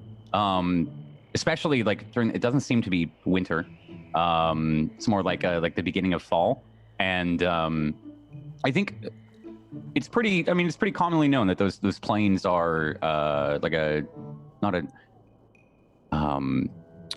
not tropical, but whatever the other climate is, where it changes. But it's not. I mean, it's not like this. It's not extreme. Yeah, not extremes like this. Temperate. I don't remember what the climate name is, but it rains, snows, and it's sunny. But this is just straight ice. This is going to be completely breaking character, but way back when Kesh saw what he saw way down south, did it get frigid cold, or was it? Yeah, it was frigid cold. Okay. Yeah, freezing. Yeah, with the I remember that confrontation. Yeah. But okay. Just looking over and realizing everything is ass backwards. Hills are on fire. The south is freezing, and the lights off. Well, Humphrey's fucking tripping balls. It's great. I think you two walk around. You investigate the castle for a couple more hours here, but to no luck, you don't find a vampire. I think maybe eventually you guys would settle down probably into a long rest. Because I think that was the intention, right? Unless you guys have anything else you want to do in the castle here before you long rest. Kill a I'll vampire. probably its head will be on the pike. If we run into Bog before we rest, if he's awake. Yeah, you would see him passing that dining hall area. Yeah. Kind of hear his voice. Was your friend? Hey, Fred. No, not that. No. Fred. Oh, Fred's up there. Which one? What friend? Oh, other one. Fleisch. I don't know. He scares me. He's not really my friend. He just kind of. Maybe he's down in the cells. There's cells in the basement, like prison cells. Maybe he went down there. Basement. Yeah, there's like 2 floors of a basement. Yeah. You guys should get some sleep. You look rough. Humphrey takes a swig of his flask, puts it away. You sure you're not going to be tired tomorrow? It's been a couple hours since we went to bed. I was going to go to sleep, but I just couldn't stop telling Fred about what we were going to do. I didn't mention you guys, though. I said there were 2 friends that were dwarves, and yeah. I told him the gang's now a halfling and 2 dwarves, a human and an elf. Yeah. You guys got murder him anytime you want him. New addition to the gang, the adventuring group. So what do you guys like? Do you guys normally like sleep together, or I just kind of wanted to come talk to Fred, but I don't know if I should go back in the room and like. Yeah, we pop just squad. met them. Yeah. We've been Okay. traveling with them for like a day. In the castle? You guys, No. you came into the castle and met each other? No. We met them at that there temple that exploded. Wow. So you saved them because you took on the witch yourself. What does she Aye. look like? Was she like rotting, like gross? Aye. She had 8 eyeballs. 8. Aye. Wow. When I was growing up, my mom always told me to avoid the faded woods. Especially crossing the river. It's really dangerous. Right. You have no idea. There's especially there's a swamp near my house. It's called the Swamp of Sorrows. And you sometimes you see dead people there. Right. Yeah. I, Not as bad as when my mom told me about there's a marsh up north. It's called the Dustwallow Marsh. It's really bad. right. I live in the Wait. woods too. Yeah, where? Glint. You're from Clint? Aye. So you know about the ogres and the dryads then? Do you guys get caught up in their fights, like in their wars, or do they stay away? Nah. Mom always says that they fight over it at Og, right? Because they're trying to take back their city, but the giants won't give it up. So Right. what? You ever been to Og? No, but I want to go, but I'm scared because they're gonna eat me, right? Because it's Yeah. a giant there. But it's Yeah. called the Tree City. And my Yeah, so job but is trees, so I wondered whether they had like nice trees for me to cut down, but I'm a bit No. too scared to go there, you know. I saw this two-headed ogre once that come from there, and I was like, fuck that, I'm not going up there, no. Two-headed. Aye. What the? Wow. I think that's like rare or something. So Ma said. Aye, fuck that. If it's got two heads, that's a double chance for it to eat me. Yeah, that's what I was gonna say. More chances for it to eat you. Yeah. Fuck that. Nay, Yeah, bon. we small people, we gotta stick together. Cause Right. one time, my cousin, he really likes mushrooms. So he went into it like a hill giant's nostril while he was sleeping and excavated the mushrooms out. But then the hill giant woke up, so he was basically trapped for like a year. Right. Or not a year. It was like a month. It was like a month. He was Right. trapped though. He didn't get out until the giant sneezed. Yeah, no, fuck that. I'm not doing But that. he got a lot of mushrooms though. He got a lot of nightcap and some really good like herbal mushrooms for like the brush, like the thorns, the poisonous thorns. Aye, right. So Aye. but yeah. My sister's a wee herbalist. She like Wow. all that stuff, but it goes over my head. Yeah. Like I don't know what happens when you mix a leaf and a rock. Like you just crushed a rock. Wow, how's that gonna make my cut better, you know? Like Yeah, I don't know. It always stinks Yeah. too. Put this Yeah, in Ma- your wee rash. yeah. One time I got a rash on, he points downward, and it was Wee little so halfling. bad. It smelled so bad. It was really, it burned. Yeah, it's the last time I ever go through marsh again and get a leech on my willy. Aye. Apparently they can give you a really bad infectious disease. Like Yeah, when you what- pull them off, like they, Oh, you're they not supposed to vomit do that, blood mate. back into they vomit blood back into the bloodstream or something. It's like a bacterial infection, Ma says. Right. Aye, we know all about that. Yeah. Because I learned how to do it. Wait. You can make it? Well, Humphrey, that's going to be really good in case No, we no, go no, through the no. swamp. We learned how to deal with their wee little bloodsuckers. Oh, the leeches, yeah. Yeah. How you didn't rip them off, right? Because you're not supposed to rip off. That's how they vomit the stuff into your bloodstream. Yeah. Aye, that's right. Yeah. Yeah. So Fred can talk, apparently. Do you guys ever been talked to by Fred? No, I Because think Megan that seems to know one- Fred. I know he does all sorts of shit. We come on to this here journey a little bit late, you know. Yeah. They got all sorts of stuff going on. These have been all around Yeah. fighting mages and getting lost on the mountains and all these sorts of Mountains? stories and that. They's had a big What? orc with them. They's had an elf that we could kick high or something. Wow. No way. Mm. So they're like proper adventurers. So you guys are new too then, yeah? You guys are new to adventuring too then. They're like the pro adventurers? Right, yeah, I'm just Yeah. a woods cutter. Wow. That's really, you're strong enough to bring down a tree though. I couldn't even bring down a tree. I know you just gotta use one of these. Brandish the axe. Yeah, but my brothers, they say that I'm not big enough. They tease What? me. Not stupid. You don't need to be at the top of the tree to cut a tree down. At this time, Humphrey's also looking at the ceiling, just making sure Yeah. that there's no vampire walking on the ceiling. As funny that you say that. No. As you're looking up, That's a vampire! As you're looking up, a second Fred flaps into the rafters. Seems to fly right in front of the other Fred, the other white raven. And as he's talking, he looks up. Ah, another Fred! There's two of them.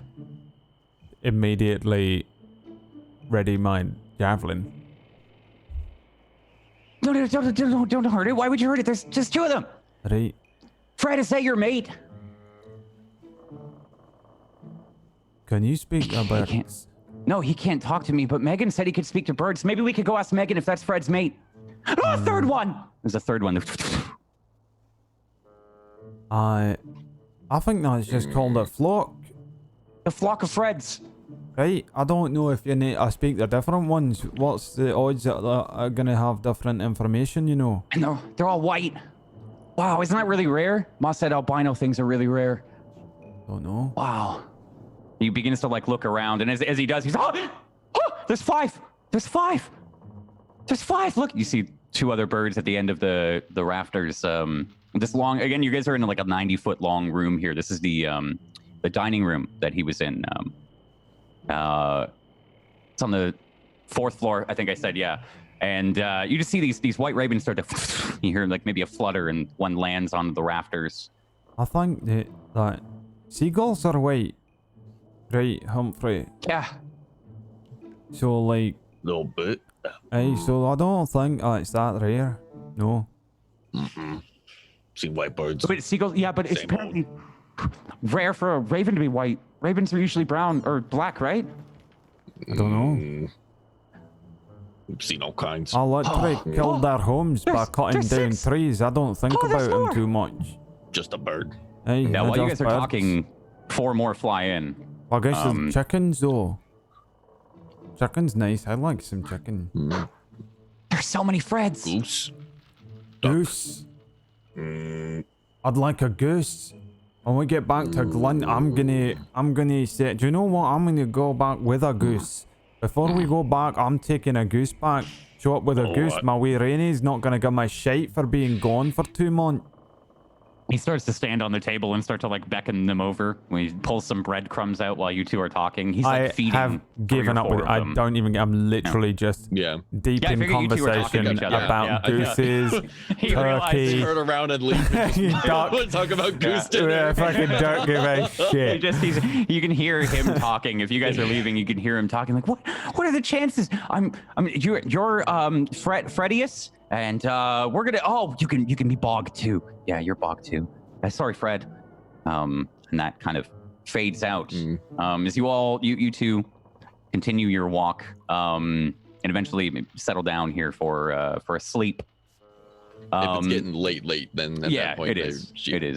You guys have been patrolling for a while, and as it stands here, I think come the morning here, Humphrey and Mammal are a little late to wake.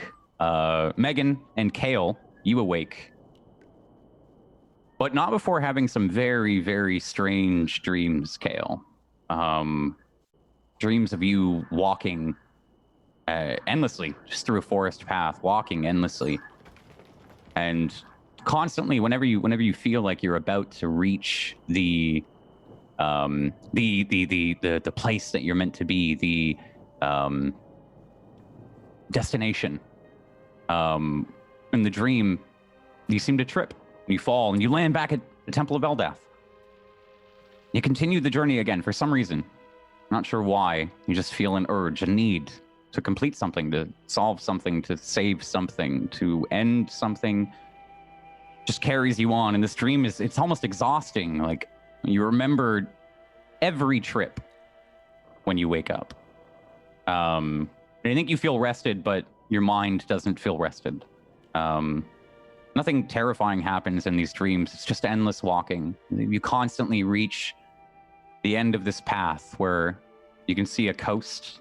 Water opens up and the trees give away. And then again, you blink and you're standing there at the Temple of Eldath, being brought back up by Elorir, and then walking. And then you wake up. The site that you wake up to, Kael, is the kind of lonely room here that your seeming mother used to stay at. And there is one singular raven, one white raven, sitting on the desk. It looks a little different, a little bigger than any of the others that you've seen, a little fatter. And it just stares at you. You can see the eyes are completely milk white. Seems to stare. As you get up, even as you open your eyes and see it, just seems to stare. Yeah, I think I'm probably pretty startled by that. Because usually I'll sit up and meditate for a while, but I'm certainly not going to do that with Yeah. a large raven staring at me. What? Shoo! Go on! Get out! Are you like try to, actively shooing it? Yeah. I'll try to actually shoo it out. Yeah, as you're like pushing, it does that thing where you're like pushing at it and it's obviously resisting. Like it kind of flops over. You shove it over a couple of steps and it kind of squawks up at you as if it's familiar with you. And keep kind of shoving it. You get it to the end of the desk finally and it takes off and flies over to the small little circular table in the room and just continues to stare at you. Just Leave off. And I say that as I'm walking out the door because I'm Yeah. not going to stay in the room with this thing. As you walk out of the door, there's a voice that kind of echoes throughout your head. You hear, Kael, what? I look at the raven. Does it seem like it's tied to the raven even though it's in my head? yeah, I feel like you can, there's a moment where you turn back and you look into its eyes and maybe there's that recognition. Mm-hmm. You can talk. No response. What? Why are you following me? What do you want? you are missed By whom? by your mother. I don't have a mother. You do. Voice changes, whether or not you want it to. You do. What kind of dark magics are these? You These are- claim to be my mother. And I am right. These are my magics, Kael. Right, Mine. right about what? Right. That I am of your blood. Do you have anything to do with this rot? This sickness? Yes. Then I want nothing to do with you. I want only to cure it. Sweet Kael. You already do. Kael, you were the first one. When you return, Kael, the rot will be complete. You can feel the pull. Come. I feel a pull, but I do Yes. not want the rot to complete. I want it gone.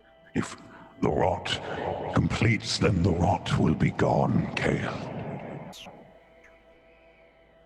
He has shown me.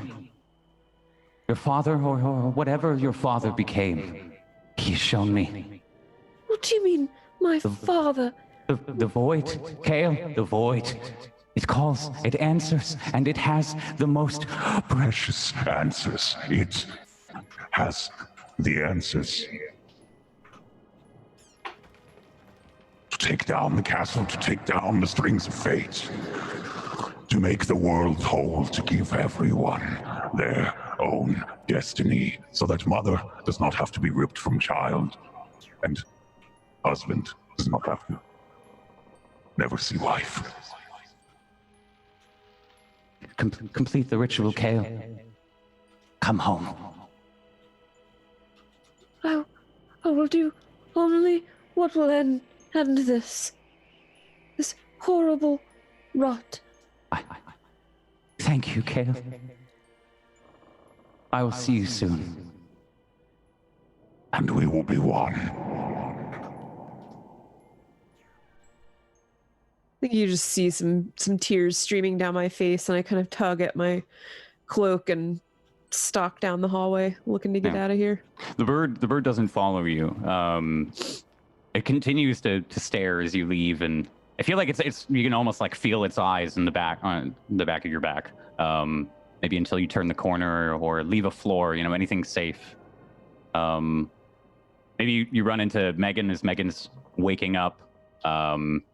Bog is up bright and early. You can hear his voice kind of echoing from somewhere within the castle here.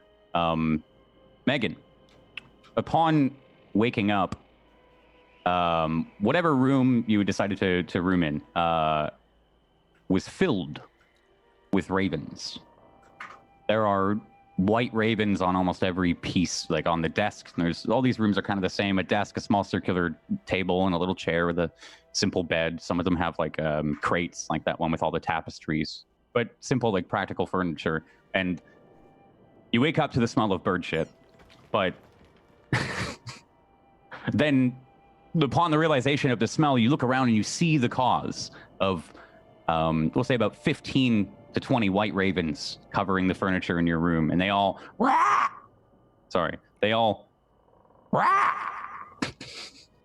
as it echoes throughout the room. They all caw at the same time. What are you doing? Oh, it's mine. What the fuck? Fuck off! One of them like jumps on the bedside. You hit one and it up there in my bag. Yeah, it kind of goes across the room, lets out a caw. Do you like run out of the room, or you just hitting them? I'm just trying to get them away from me. Yeah, they don't seem to be like, not until you start to attack them do they seem to start to like bother you. Upon attacking them, upon smacking one away with the bag, it starts to kind of hops up, and as you're fighting another one, you feel a nip at your heel. Ow! Fuck off! As it squawks up at you, and then you feel a nip on your shoulder and one on the head. And then they calm down again after a couple of bites, and they begin to again in unison at you. I fall out the doorway like covered in birds. Yeah, that's the scene. That's the scene that Kael walks in on. Is Megan, you're walking down the hallway, and then Megan through a door with birds all over. And then just one of them like nipping at his heels. I'll start aggressively shooing them off. Clear off! And just swatting and, are you all right? They seem to move as Kael comes closer. As you tell them, they seem to listen. And they all they kind of like scatter, and they stand. There's like 10 of them now. 5 of them still left in the room. 10 of them are like standing in a small circle around Megan as she's on the ground. And they just look at you, Kael. Kael! Yes. Birds! Are you all right? Birds! Lots of birds! I know. I woke up to one. This is an army. There's a lot of birds! Here. Let's move along. And I'm gonna gather him up here and move downstairs. They don't follow immediately, but eventually you hear the small like slapping of their little toes, their nails kind of on the concrete or on the cobblestones as you're walking through. They just seem to follow you wherever you go. Do you know where Mammal and Humphrey have gone? That's creepy. Oh, what? No. Last time I saw them, they were sharpening spears. Something about hunting a vampire. Oh, I right. just let them do whatever. Well, hopefully they slept at least some. They eat raw potatoes. Who does that? As you come down the stairs, I think you hear Bog's voice. And he's, oh, there's so many of you. Okay, hold on. I can't feed all of you at once. Just wait. As you enter this dining room, there are so many ravens in this dining room. They are covering almost every inch of the table. They're all along the rafters. They're on whatever they can. Some are just on the floor. Some are underneath the table.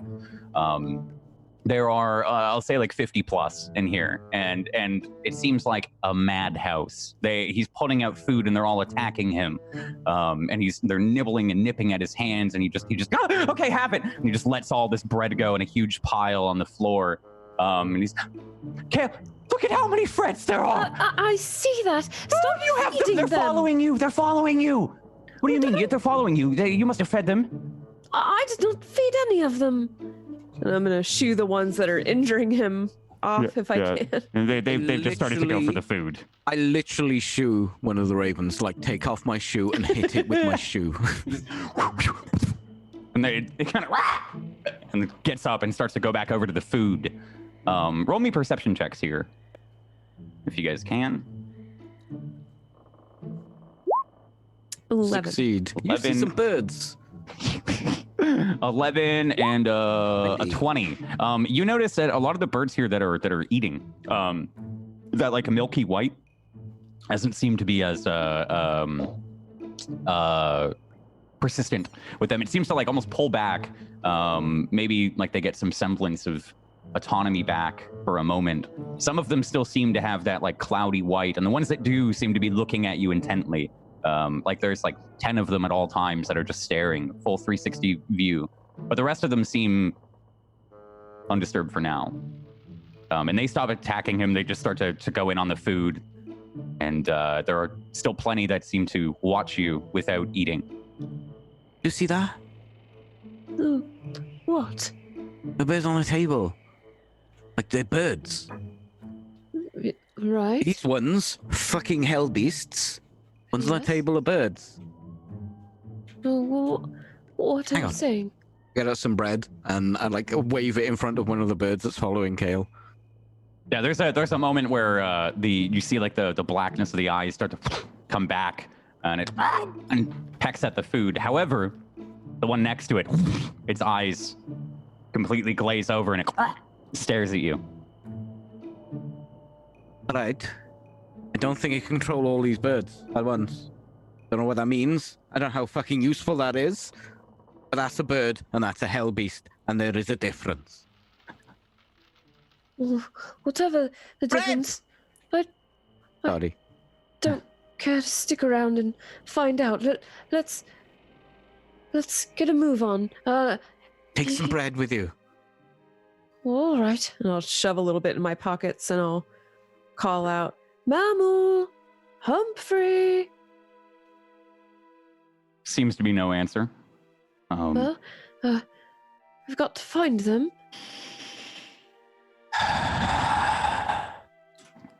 Vampire!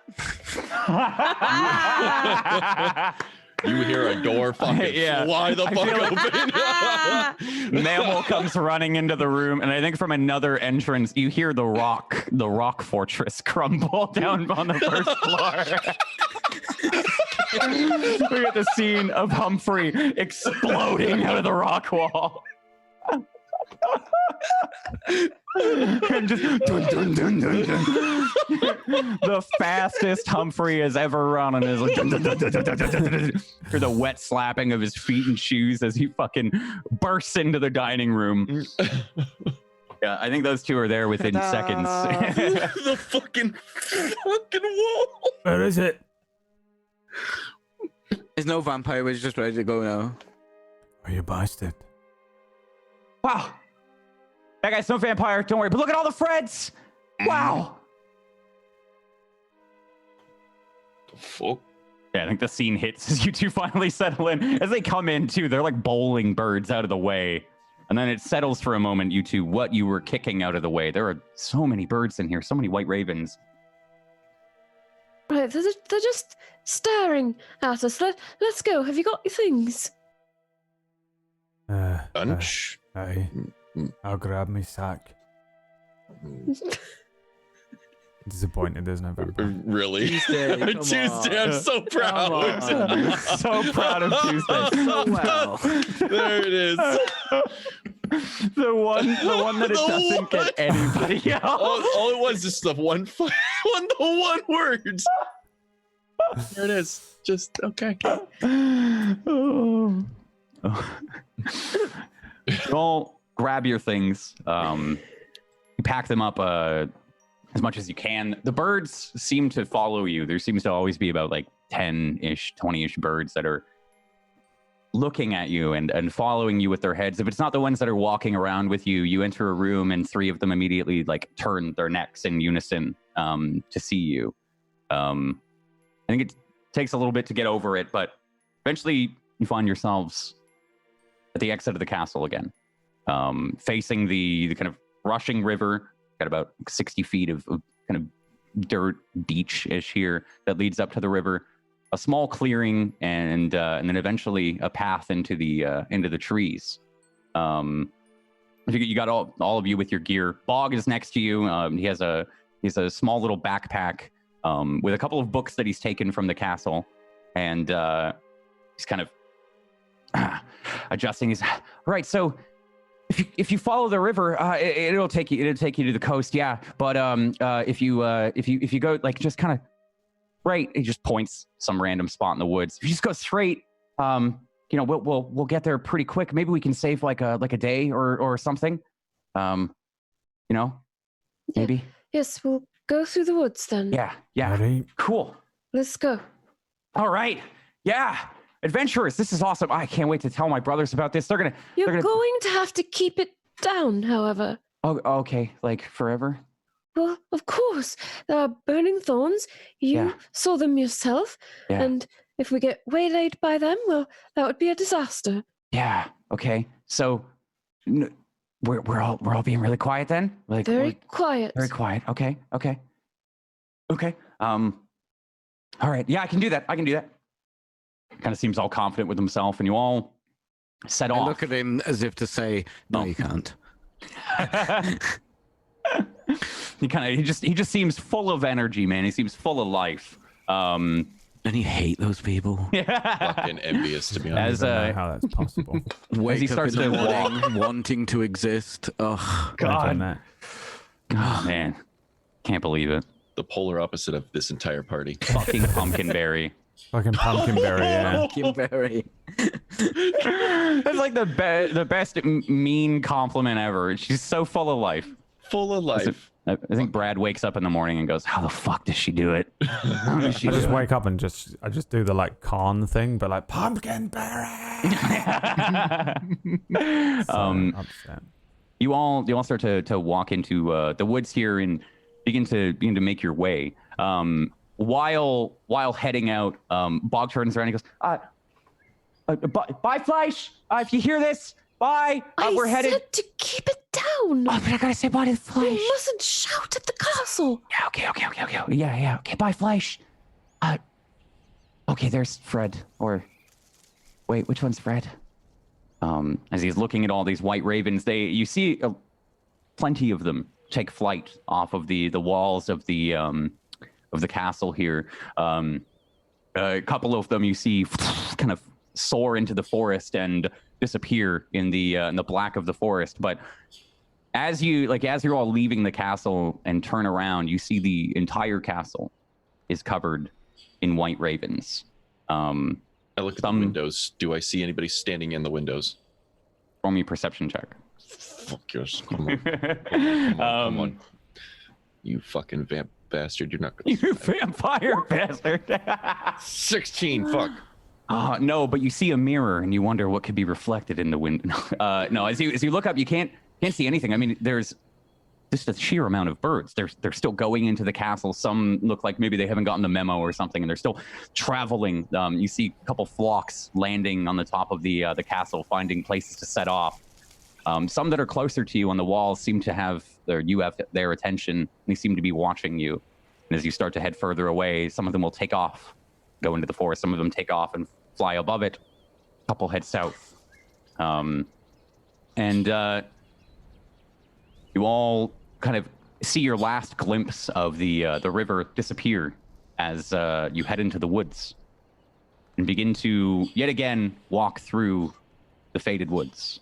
The trees, again, this kind of like strange ethereal look to them, right? If you look for a moment, you can see it, but it almost warps, like it's not fully there, or like there's something hot air in front of it.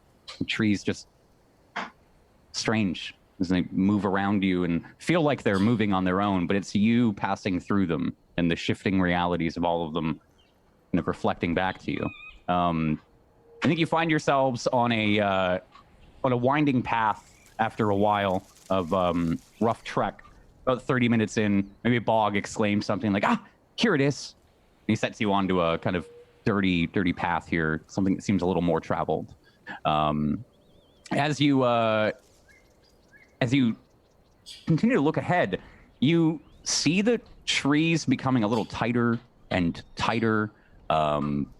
They seem like they're closing in, but not on the path off of it. If that makes sense. It seems the growth and the vegetation just off the path seems to like only become thicker and more difficult to navigate if you were to step off of it the further that you go in, until you reach a point where it just feels like you're on the only path amidst hundreds and hundreds of trees.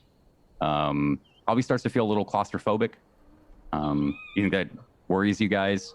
You're still continuing on your path. It seems to be a very calm and gentle path, but the vegetation, it is claustrophobic. As you make your way down this winding path, at the far, far end, you see what seems to be like a large tree for about an hour of walking. Seems to be a large tree, different from the others, with a hollowed out hole in the very middle of it. It seems to be a path to continue on, but almost like a stop.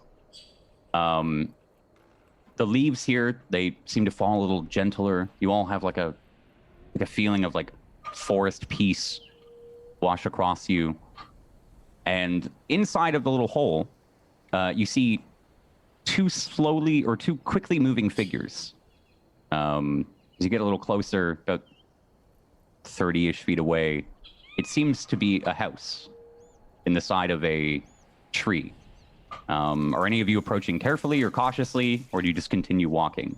It's like a kind of thicker tree that looks different from the rest and from the rest of all this thick vegetation on either side. Almost as if this path has been leading you to it. And it's like cutting out a house from the side. You can see deep, dark, or far back into some small rooms, and there's these two tiny little winged figures that seem to flit across and up and down at high speeds, smaller than your hand. How long have we been traveling? About an hour now. About an hour into the walk. Does it shimmer like the rest of the land, or like particular spots of it? No. Okay. It's definitely different looking. And again, the only thing that accompanies you on this path right now is just the sounds of birds and the other wildlife and gentle blowing breeze. The halfling is leading the way. Is that like one of your houses? What are you talking about? His house. In a tree, look. You live in a tree, don't you? No, that's not me. No. Oh, mammal. Oh, What? sorry. Don't you live in a tree or something? It's now got a toilet. It's apparently a big, impressive thing. What are you talking about? You live in a tree. Should we investigate? Or should we continue? What is that flying about? Roll me, if anyone's trying to figure it out, roll me investigation checks. Trying to think of why he said live in a tree. 5. Jesus. 5, natural 25. I'm not trying to figure it out. Okay. Neither. Megan, as you look, you see two little winged creatures. They look like winged humanoids, the size of your palm. I don't seem to have noticed you, or at least they haven't shown it yet. They just seem to be flitting around. You see, like, as you like squint, you can see maybe like a kitchen in one of these small rooms. Like, we're talking like shoebox-sized rooms. And then you see one like kind of fly in with its wings, settle down on the floor, and then walk over to what looks to be like a pot on the stove. You can tell they're small winged humanoids.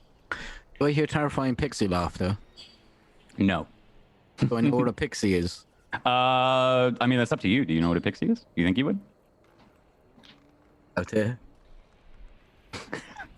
I doubt I know what a pixie is. Yeah, so you just see these two. So where I'm from, why would I come into contact with pixies? Yeah, that's what I was saying. Up to you. Nah, I don't. Okay. They're like tiny humans with wings. What are you talking about? Can you see them? Look, No, flying around. I can't see him. Have you tried looking over there instead of at the floor? Oh, I see them. Hey, you've ruined it. Stop shouting. I was trying to make him think it was crazy. Sorry, those look like sprites. It's a sprite. It's like I don't know. My mom said they're really small forest people. The sprites.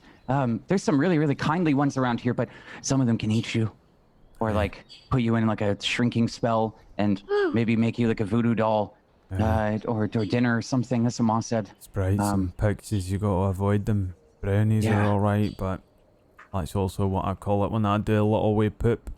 Sometimes. Out of character, I am dying to go over to them. I can't stand it. In character, Kael's probably like, well, I guess we should keep going. How can you tell which one's adorable? We can at least ask them, because we have to. It looks like we have to pass by them anyways. How can you tell if they're nasty or nice? Oh man. He like looks like he's thinking really hard for a second. Well, okay, maybe if they boil soup. No, that's witches. They have a big pot, right? Yeah, witches have a big pot. Dragons have a layer of gold. I don't know. Maybe they laugh, or like, maybe if they're like, I want to eat you. That would be. Well, I'd not like to find out when they start eating us. Yeah. Oh, are you hungry? I don't think they heard you. Well, if they were hunting for people to eat, they'd be listening to everything, wouldn't they? Yeah, All right, yeah. They'd be let's listening. keep on, and then if they notice us, Wait, there's a perhaps they'll be sign. Polite. There's a sign. He points it out. There's a small sign on the very bottom that seems to have appeared out of nowhere. It wasn't there when you looked, Megan. It says store. On like a small piece of wood, there's like a flat piece of wood that's got like a really hastily written store, like carved into it. That wasn't there a minute ago, was it? Like a shop? Oh, It's a shop. We're going Is shopping. it tiny, shop? or is it Yeah, like walking to the an shop. I have oversized? so much It's tiny, fucking money. tiny. Yeah. I am Okay. going to the shop. You start to walk. Okay. Bog's like, okay. Maybe they're nice, guys. They're nice. They're nice. Megan said they're nice. You start to walk towards. As you take a couple of footsteps closer, I think you notice that with one of your footsteps, the wings stop, and it seems like they disappear for a moment. You can no longer see them. You can no longer you can see their house here, but no sign of them. And as you enter this small little circular clearing that's been made out by these roots of these trees, you hear a small buzzing next to your ear, and a voice close to your ear. You hear a voice that goes, "Hi, how's it going? Tiny pixels? Welcome to Fix and Fax's store. Holy shit. How's it going?" Do we all hear it? Yeah. I think you would hear it pretty faintly away as they step into the clearing. Next to you, Kael, there's another voice that says, "Hey, welcome. I'm Fax. That's Fix."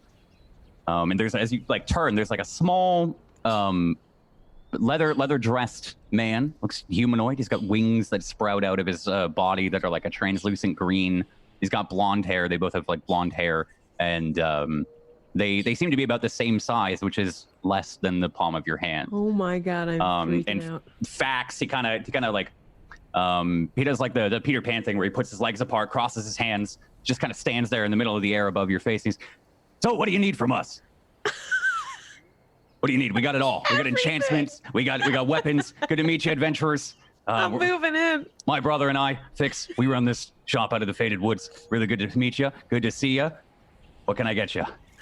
What do you need? You need +5 axes? You need some armor that can't stop arrows, or that can stop arrows? Either one. We got them. You need them. Need some ever-burning fire? We don't have that, but we've been looking for it. well, we'd like to see what you have. Yeah. Yeah. And Did you say +5 axes? Yeah, I did say +5 axes. You got a lot from that brand, +5? Because I love their stuff. You got many of their stuff? +5 is great. Fix speaks up and he's, we don't have a lot of them, but we all make them and kind of enchant them our own. If you come over here, And he begins to fly and beckon. He shows you like the bottom left little bit of this house here. I'm gonna die laughing if their wares are this big. He shows you this very, very, very small shop. What is it? Like counter. There we go. Counter. Yeah. You can see there's a small little shop, little counter on the far left side of it, the very bottom. And Fix kind of flies in. You can see a small little shutter, like a weird wave, kind of like the trees, almost as if he'd passed by a barrier as he goes in. And he flies up and lands behind the store. And yes, on the counter, you see about 30-ish weapons that are all the size of your fingernail.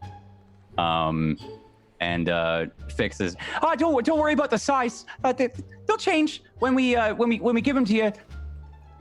Oh, I see. Change? They adapt to the user.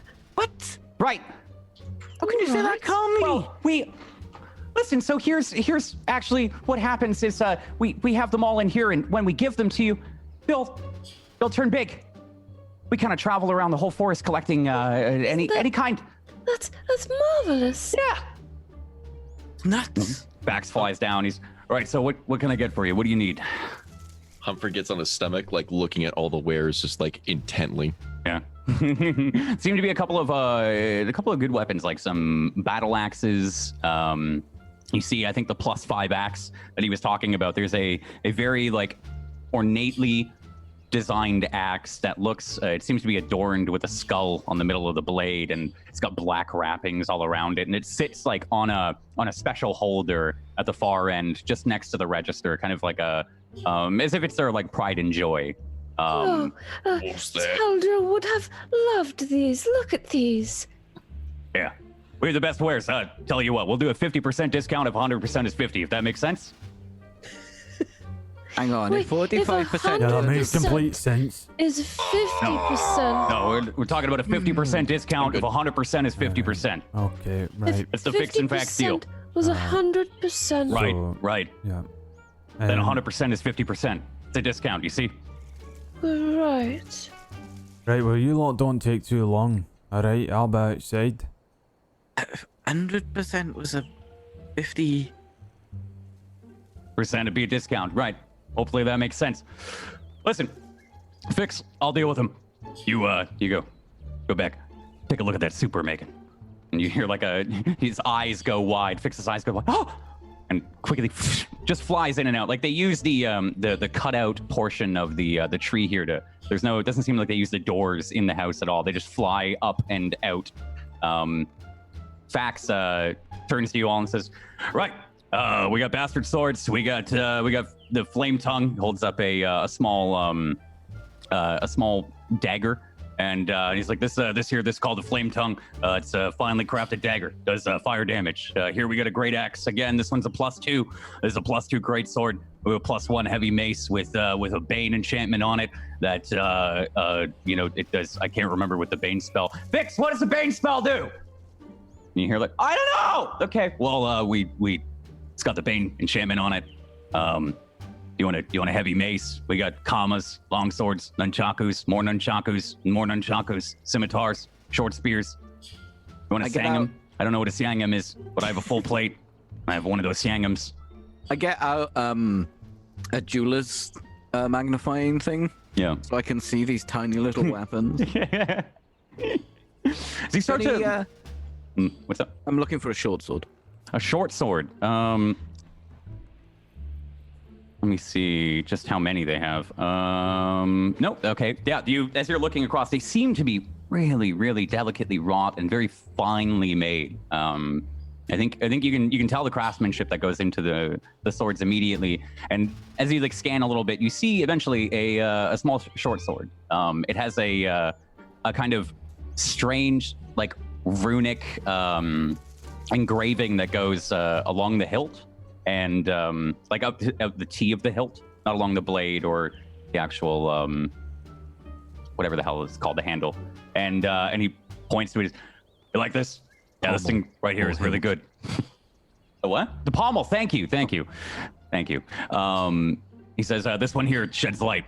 and it's a +2. And when you strike these things, it releases a spray of phantasmal blood. What? I Don't they also all release a restrict- spray of phantasmal. Anything you hit with a sword is going to release a load of blood. Right, but the sword actually releases blood when the sword makes the blood. Wait, Yeah. hold on. He pulls out a card. No, okay, the sword turns the blood into phantasmal blood. Yep. What's that? I don't know. Okay. Sometimes we just get the enchantments, we put it on. You know, this might have been one of fixes. +2. +2. Yeah, sheds light. And I'll be Real able good. to use this properly, right? If he won't, like, you can't actually reach in. Like, if you try and reach in, there's like a bubble. And if you want to test it out, I can give you a test run. Yeah. Can All I right, have a- here, catch. He grabs the blade and tosses the sword out. And there's a moment here where, as it passes through the barrier, there is no small sword. The hilt begins to huge size. Come back to regular normal size right in front of you. As you like maybe quickly grab it. Yeah. See? That's nuts. Yeah. How's it feel? How does it feel? Feels good? It feels really, really nice. There's a fine weight to it. There's a slight hum to it, like a slight like vibration. Not enough to set your swing off, but enough to maybe let you know that there's an enchantment on it. And it seems to like sing as you bring it through the air. It doesn't like, it's not like a whining or a wailing. It's just leaves like a sharp note as you cut it. And how much is that? This one right here, that's 8,100 or 8,310 gold.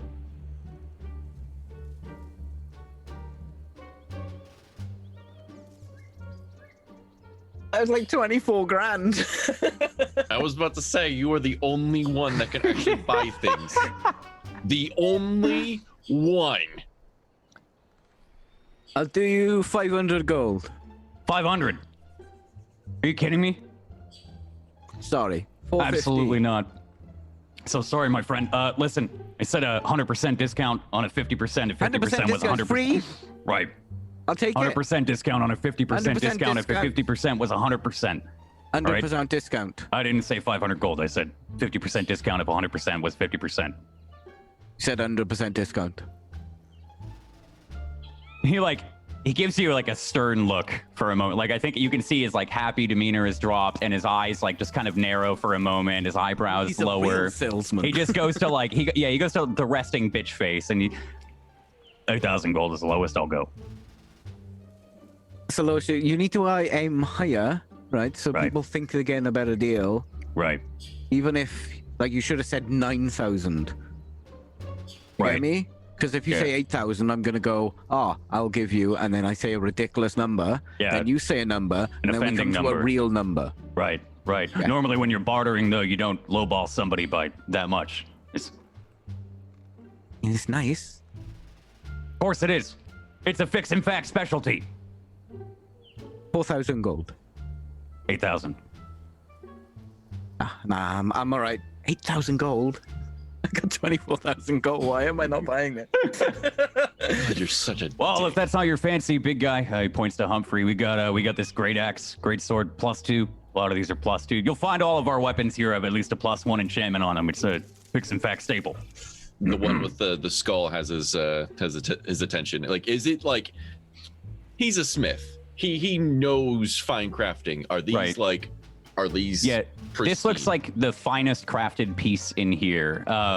It looks like I think the best way to give you like an idea of what the axe looks like. It's a lot like Shadowmourne. It's got the kind of small head on the back with the large head that kind of goes out. There is a skull in the middle, and it seems wrapped with really like they don't seem like your regular type of leather that's wrapped around like any sword hilts or anything. Like even the leather on the short sword that Megan's sitting there swinging around.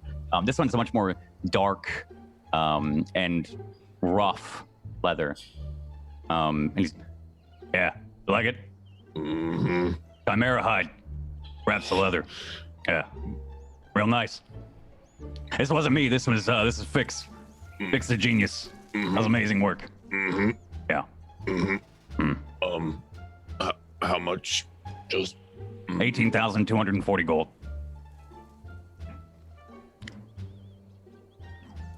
He just freezes up right there. Doesn't move for at least 2 minutes. His dream's just shattered. He's gonna take a little bit. Do I? Well, you didn't even try and fight. It looks like you, Megan. Your friend needs to learn how to barter. You both need to learn how to barter. I mean, you just asked for 18,000 gold. You look like you got heavy pockets there, human. I pull out my pockets and they're empty. What? Wow, okay, you could have had me.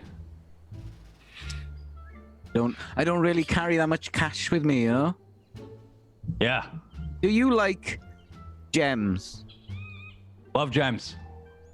A great use for them. Love them. I go shing, and I've got like a load of really expensive cut diamonds and sardonyx, star rose quartz. No, we used that. Zircon, ruby necklaces, onyx necklaces, sapphire necklaces. Yeah, that's a lot of fine stuff. Looks, An uncut ruby? Yeah. Where'd you get all these? Were you raided Dragon's Den? No, I find stuff. Yeah. He like eyes you. He immediately looks at your hands as you say that. Yeah, looks up at you and then does an eyeball down to your hands. Well, these are all really nice, but how much do you want for them? How much did he ask for the thing? 8,000. I don't actually know how much gold I've got because I stopped counting after the god thing. You have 1,200 on your The last sheet. time I stopped counting before the god bag came into my possession because there's bags and bags of gold. And I thought it was just a flavor thing from then on because you gave me so much gold. You gave me so much gold, Jay. I stopped counting after 1,200. My God. Are you really going to make me go look up how much you guys... I think it was like 10,000 or something you guys got. And Downthrow didn't want it. Kael didn't want it. No one wanted the gold and I took it all. You know when your players have a lot of money, so you want to give them a shopping chance, but they literally don't keep track of anything that they fucking have, so they can't. You gave me more gold than I've ever seen in my life, in my entire D&D career. The most I've ever had is like 500 gold, Jay. We had a monk, a paladin, and a priest. We had no reason for money, and there's the fucking stingy-ass rogue taking everything, looting from temples. This motherfucker doesn't even keep track of it anymore. God damn it. Oh, that hurts. Bro, if you didn't write it down, that gold does not exist. I don't know how much I gave you. I'll take 10,000 instead of 24,000 because that sounds ridiculous. I would love to see a hole at the bottom of his bag, and there is no gold. Holding. Yeah, I wish I was that bad, or I guess that much of a dick, but you can't put a hole in a bag of holding. If you didn't write it down, I'll let you write down 10,000. I know it was over 10,000. Okay. But so glad that we have this music on in the background for us. Oh, I hate this. Oh, it hurts so bad. How about 2,000 for the gems? And I'll give you... Can't math. 6,000 for this sword. Yeah, that works. Right. Take them all. I have a new sword. Take them all? He says, "I'll take them all." The gems, yeah. I thought you just bought them in bulk then, and just... You now have 45 swords. Oh, you bought it. Jekyll. There's a quick strange transaction here as you're passing the gems in, and they just shrink. They shrink to like 1/12 of the size, and they kind of tumble onto the counter, and he begins to pull them out and eye them all. And after about the fourth one, you put the money down, yeah? Yeah. Peachy knows exactly what it feels like when you pull it out and it shrinks down to 1/12 of the size. It takes a couple minutes, but after a couple moments, like he's not even halfway done with the gems and put the money down. He's, all right, yeah, just take it. And he slides the. Oh, you already have the sword actually, so yeah, just keep it. Continues to look at the gems. Oh, this is a lot. He's putting them, some of the uncut ones he's putting in a silver bowl to his side, and some of the finer cut ones he's just putting on the counter next to him. And then any of the ones that like are like miscellaneous, like he puts the Star Rose cords aside and doesn't seem too impressed with it. He seems to really look over this onyx necklace, and he's, onyx is rare, hard gem to come by. Like it. I'll put this into a weapon. My cousin gave it to me. Yeah, I bet. Yeah. Cousin. But you enjoy it. That's a good sword. You three need anything else? We got everything. He's still staring at the axe and literally nothing else. He's just a little bit of drool. Just it's been a long time since he's seen something like fine. Kael, do you need anything? Not in particular. Have a look at that mace. We'll get armor for you, little lady. You need it. Armor or rings, I guess, if they have protection, but I haven't got any gold. Well, we got a ring. We got a ring of major cold resistance. You guys going up against any ice dragons? The one that lives in the Thrall Peaks. You'll want that ring. It's a minor cold resistance though. So we got some potions. You need potions? We got potions too. We got wands of silence. You want a wand of silence? You want a wand of daylight? We got a wand of daylight. Got some half plate for you, little lady. 1,700 gold. Oh. Vix told me that this one here, he points to like a small, like greenish one. Looks like a ivy half plate. And Vix says this gives you eternal life, but I don't believe him. I don't put that on the memo. He says it though. Eternal life. I don't think I'd want it. Oh, all right. How about a chain shirt? +4 chain shirt. Oh. Do you 16,000 gold. Pretty good deal. Oh my. A little rich for my blood. All right, we got a chain shirt of invulnerability if you want it. This one's only 9,250 gold. Oh. An awful lot. 4,000. Oh. 7. 5. 7. No, it works. You're useless. Give me a persuasion check. Nah. Okay. Any bonuses? Cause I gave him so much money. Nope. Nope. He's 7,000. That's too much, I think. We could feed a lot of people with that. Yeah. What about the mace? Mace? Which one? We got heavy maces. We got a light mace. This one right here. This one's a heavy mace. It's a +1. It's got Bane on it. Can't remember what that does. I'll ask Fix later on. 8,300 gold. Hey, you know what? I'll do 7,000 since I don't remember what Bane does. Do you actually not remember what Bane does? I don't remember what Bane does. I think you. What was it? It's like, oh no, I do. You like place something on it. Yeah. You place something on it, and you have to make a D4 roll, and it'll take away from their attack rolls. Yeah. You also get to speak GM knows in a what silly Bane voice is, but I don't know what behind Bane the is. I scarcely even swing my mace. I don't have a need for it. Looks like it. Yeah. What about shields? You guys need shields? We got shields. 1,000 gold for a shield. +1. 1,000 gold. That could be useful, I suppose. We got +3 shield. This one catches arrows. I do. Holds a wooden shield out. It's got a small like metal divot in the middle. This one catches arrows. A +1 shield. Yeah. So what's that? +2 AC overall? It'll protect you. This thing here will probably give you +2 AC, but with the +1, it'll give you a 3. No. 800. Yeah, okay. Give him 800 gold.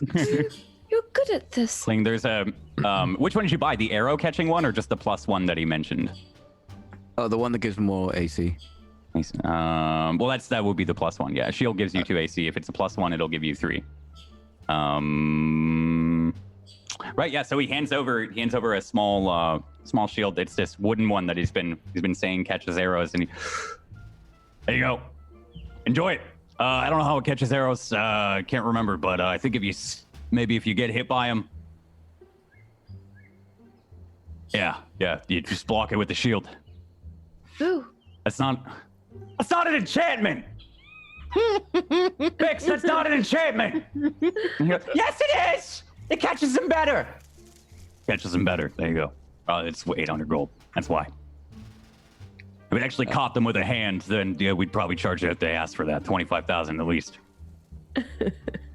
Yeah, I give him 800 gold, and I give the shield to Kael. Nice. You can add a +1 shield. +1 shield. Oh, it's only 800 gold. I mean, it was 800 gold. Yeah. That's a lot That of was gold. Very generous of you. I'm certain it will help our cause. Jenner.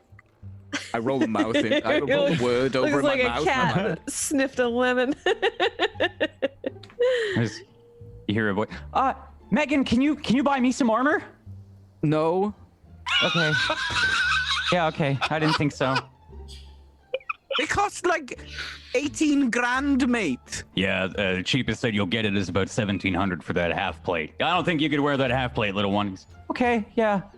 Yeah, I don't think barbarians wear armor anyways. So, you're a barbarian. You don't look it. Yeah, that's what my brothers say. What does the axe do? This axe right here. Those babies +5, so it's gonna hit a lot heavier. But then when you slice into enemies, Fix has said that gives them like a bone chilling bite, kind of like freezes them. We're talking uber lots of cold. All right, might want to buy yourself a potion of major cold resistance, maybe, or a ring to go along with it. 28,000 gold for the ring. Holy shit. That got me off guard. Just looking at the axe. If the major one's too expensive, we got the minor ring of cold resistance, only 8,000 gold. I want to help you in case you get caught in the chilly bite of it. Just kind of slowly looking over at Megan. Do I look like I've got 8,000 gold? Actually, this one's a lot more. 18,000. Oh, that changes everything. Yeah.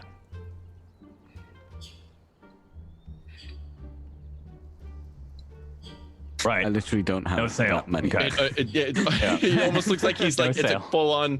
What's the constipated kid's face? Where he's just like all you see is the blood vessels. That's all you on Humphrey right now. Yeah. It's half rage, half depression, and half of like everything in between. Wow. I've been there. That is a depressive. I think Oh, Fax, God. yeah, Fax breaks the scene there where he's, all right, no sale then. Anything else? What about you, big guy? Points to you, mammal. You need anything? Big club? No. You need a staff of transmutation? No. All right. What about a potion of shield of faith? You guys need that? Actually, we could do with a couple of potions. Yeah, I got 5 cure moderate wounds. What do you want?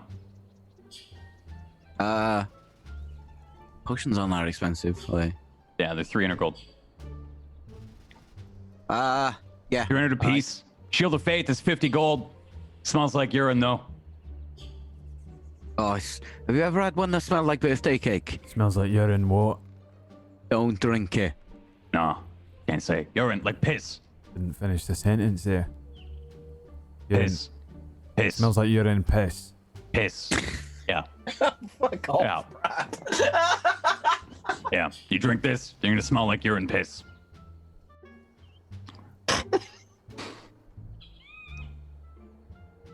I'll buy Yeah. 5 wounds? It comes to 1,550 gold. If you buy the potion of Shield of Faith. If you just buy the moderate wounds, it's 1,500 gold for all of them. Okay, I'll take them. All right. Nice. Love these. These do great. Save me a bunch. Anything else? You fine folks. You guys planning on making golems? 44,000 gold. I can give you a golem creation manual. You dwarves. You're really good with stone shaping, yeah? You want to make some golems to fight for yourselves? 44,000 gold. Teach you the secrets of flesh shaping and stone shaping and all that. I haven't read it myself, but... All right, that's a no. No. Okay. Well... I guess we're done here then, yeah? All right, can we go now? Thank you so much for your business, all of you. Thank you. Yeah. Make sure to stop by Fix and Fax's shop anytime.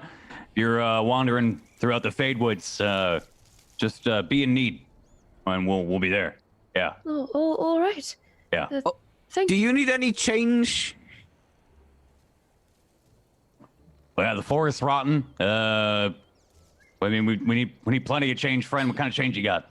No, like loose change for when you need to give change. If someone gives you like a 20, but it's only 17.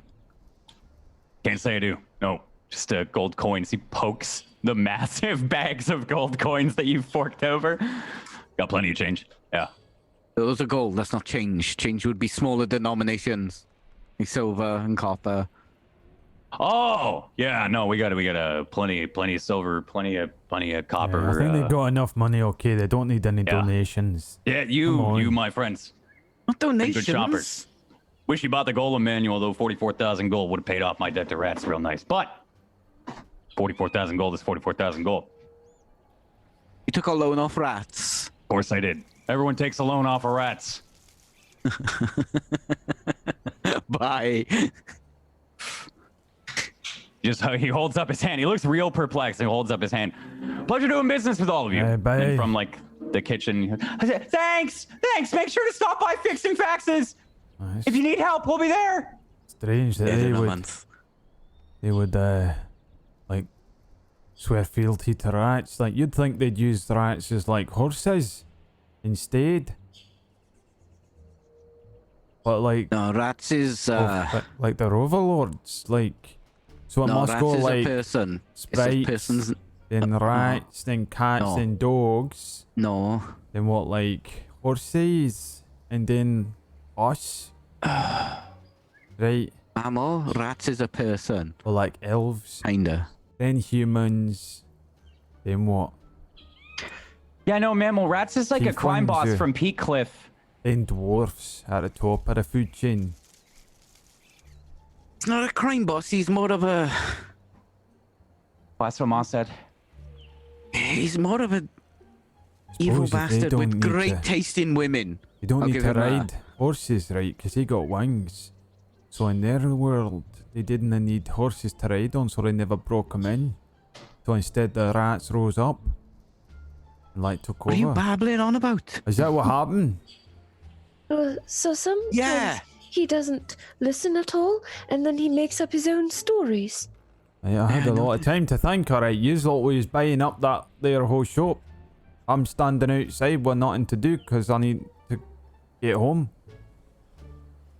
Should have probably bought that axe and sold it. Yeah, I got my own battle axe at home. Thank you very much. That's the reason I didn't buy nothing. You think I show up with a nice gem inlaid hat that can transform my legs into jelly? And my wife's not going to say, well, that's a nice hat you got there, mammal. Look at my wee dress with all its holes in it. Look at the gruel that your son's eating. And you got yourself a nice new bow, nice new axe, nice little set of clothes. Nay. Your son eats gruel? Hey. He eats gruel because I'm out here fucking around trying to save the world from him, ma. And you's lot buying stuff up. I'm not buying no that looks nice and going home looking like I'm No, fresh this is from to Peak kill Cliff. Things. Hey. This And is she's so we gonna can ask, win the she's fight. gonna ask me where do I get the money for that? Where you been, mammal? You been gone for a month. Why don't you just get the Where'd you gold get the money? from- You been fucking around in Peak Cliff? What do you do with all the money you get from when you go and do stuff for people? What you talking about? Like what? I just chop down trees and then I cut them up, give them the lumber. That's it. Yeah. But you got to give that to people, right? Aye. Well, he I'll has trade his that for- family, People. Yeah, I his trade family it. to care for. Right, I trade it. Trade it for Trade- sheepskins. How much is a tree worth? Well, it depends what I want that day. Bit of food, but some eggs. An entire tree for a few eggs. Well, I'd give a few eggs to the egg man. I'll give a few bits of lumber to the man with leather. I'll give a bit to the man what sells me bits of flint for my arrows. How long does it take you to cut down a tree? Me, I'm pretty good at it, man. I've probably cut down a nice big redwood in, I'd say, probably 15-20 minutes now. Pretty good. Right. And how many do you usually get a day? Well, I got to chop them down, then I got to get them back to glint, then I got to chop them up, get out my wee saw, cut it up, make sure the wood's good, different sizes, different people. 12 silvers worth of eggs. Then I go get some firewood. We need some firewood soon, especially since half this place is turned to ice. Did you know? Where do you live? I live up on turn to ice. Glint, but that there southeast is all covered in ice. We saw it last night when we was looking for a wee little empire. Ice to the south. I didn't know that. I've always heard that it was like grass. Well, it's Plains. supposed to be. Right, well, it's not. It's snow. Winter's come early. That can't be good. And I'm gonna start stalking off That's in what the I'm direction saying. we need That's to be why going. I gotta hurry up home, cut down some firewood. Well, let's go. Right. Yeah, you all start to travel. There's like a path like just to the left of their store that continues on. As you a walk, chance while we're walking, I'm gonna reverse pickpocket Mammal and give him like 300 gold. You'll die. Don't do it. You've already bought a gift today. It'll kill you. you know what? Wrap blow up in your pants. Scroll, That is a really, really great moment for us to end tonight's episode. Oh, right? On As you Peachy definitely taking Megan don't taking a pickpocket. 1d100 psychic damage from being good. You all start The to mind you start to bomb. walk here. The brush, like the underbrush and all the growth and vegetation on the side of the paths, eventually begins to thin out again, as if you were in some small bubble of this really thick part of woods. And you begin to set along the path again, heading closer now to the finale of the climax, the apex of the campaign. Thank you guys so much for playing. Thank you for being here. Thank you. Thank you. Happy Thursday. We did it. We beat the curse. Woohoo! And we made it. Thanks for the awesome Beat session, it. y'all. Thank you so much. Next week is our finale of Table Story RagTags. What? Or What the? I'll be mysteriously befallen by another fucking ear infection, and the finale will be in a year and a half. Just gonna knock on all the we have to wood see. real Yeah, we did knock on all the wood. Listen, the ear infection's All right. still there, okay? So it can't get any worse, hopefully. I'm knocking on all the wood. It's aggressive. That's how infections started a work. fire. Thanks. Appreciate that, you fucking dicks. Hopefully we'll see you guys next Thursday, 4 p.m. for the RagTags finale. Thank you all so much yet again for playing. Do you guys want to do quick outros? Do you have anything to shout out? Zot, you kind of do. Oh, I That kind of, does. I guess, yeah. just shout Yeah. something really offensive. Wait, is that not what you meant? No. Yeah. Oh, I this thought you time. wanted to just get stuff off your chest, so just shout it out, whatever is plaguing you. I really want to scream at Peachy, but that's about it. I mean, everybody else I miss very, very much. But something cool did happen. For the past actually couple weeks, I've been actually making the switch over from Twitch to Facebook. So I am now streaming full time over on Facebook's gaming channel. It's actually been pretty fucking cool. So if you guys haven't checked it out yet, I actually have a nice little quick link for it. It's fb.gg/Zapbot. So it's nice and easy. It's all fancy.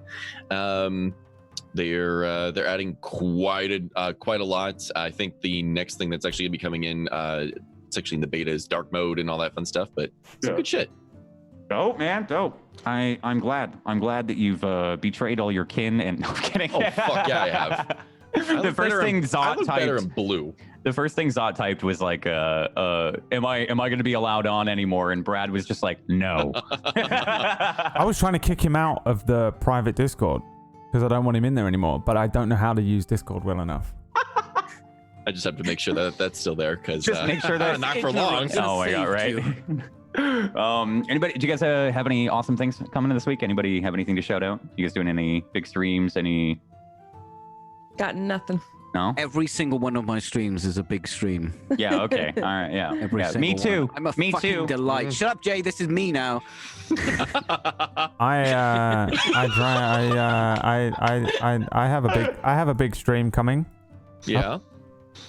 You want to talk about it? No, I just really need to go to the toilet. Oh, Jesus. Hey! That is it for this episode of Table Story Ragtags. Thank you so much for watching. I have something to shout out. Go listen to Coffee Time with Brotatoe on Spotify and iTunes. I had Brad on. I don't even know if Brad remembers what he talked about, but I had Brad on the definitely podcast. repressed it because it was too real. It was a 2.5-hour therapy session with one Brad Wodo. Make sure to go listen to it. And make sure to go check out. It's the only time I'm myself is when I'm on a podcast. I don't know why. I remember there's a really good line that you said that like you've given yourself out throughout some of these podcasts. Like Zakoticus has a podcast too. You guys on Table Story hopefully know Zakotcast. Where you were like, I hope that people can find these like little bits of you on the internet. Those are the real. If you collect them all, you'll know Brad's life story. But if you I will listen to just the only reward like sycophants. If you have to absolutely love me and find every tiny little thing on the internet before I will allow you in to my inner circle, I will reveal my true face to you. Only then. True face. Also, there's a new Table Story coming. I was just gonna shout it out. I was on it. I remembered. All right, we have a new show coming next Saturday. It's called Reaper Relay. I don't know if we have the teaser for it. We on this, do. But if we do. Okay, so you guys can see it. I won't PB's gonna spoil it. fucking kill me if I don't fucking do it. So we'll play it here on the outro. Make sure to get excited for it. It's next Saturday. And it's got a guest GM as well as a really kick-ass cast. So go check it out. Don't forget to check out our Patreon. Join our Discord. Tell us how you like the episode. And make sure to send Peachy hate mail on Twitter for not buying the party or Bog armor. That's that. Fuck Bog. That's it. You know he's sacrificed. I would also like to hold on. I would also like to shout out before we end here. Oh fuck, Jay, why do you always do this? This was. Oh God, Bog was from Inorganic Phosphate, I think, and my God, Flesh was another Patreon NPC of somebody. We could have killed the vampire. Flesh was he was mentioned a little bit. We didn't get to see him, but not gonna lie, he's a Patreon thank NPC. you for getting us a vampire into the campaign. So thank you for that. That was good. Wait, there was actually a vampire? We don't know if he was actually a vampire. You just know he was named Flesh, and but yeah, it was Inorganic Phosphate. I just found my note on it finally. So thank you everyone that does submit Patreon NPCs, and we're gonna finally get the fuck out of here. Thank you so much. Have a good Thursday. We'll see you next Thursday and next Saturday.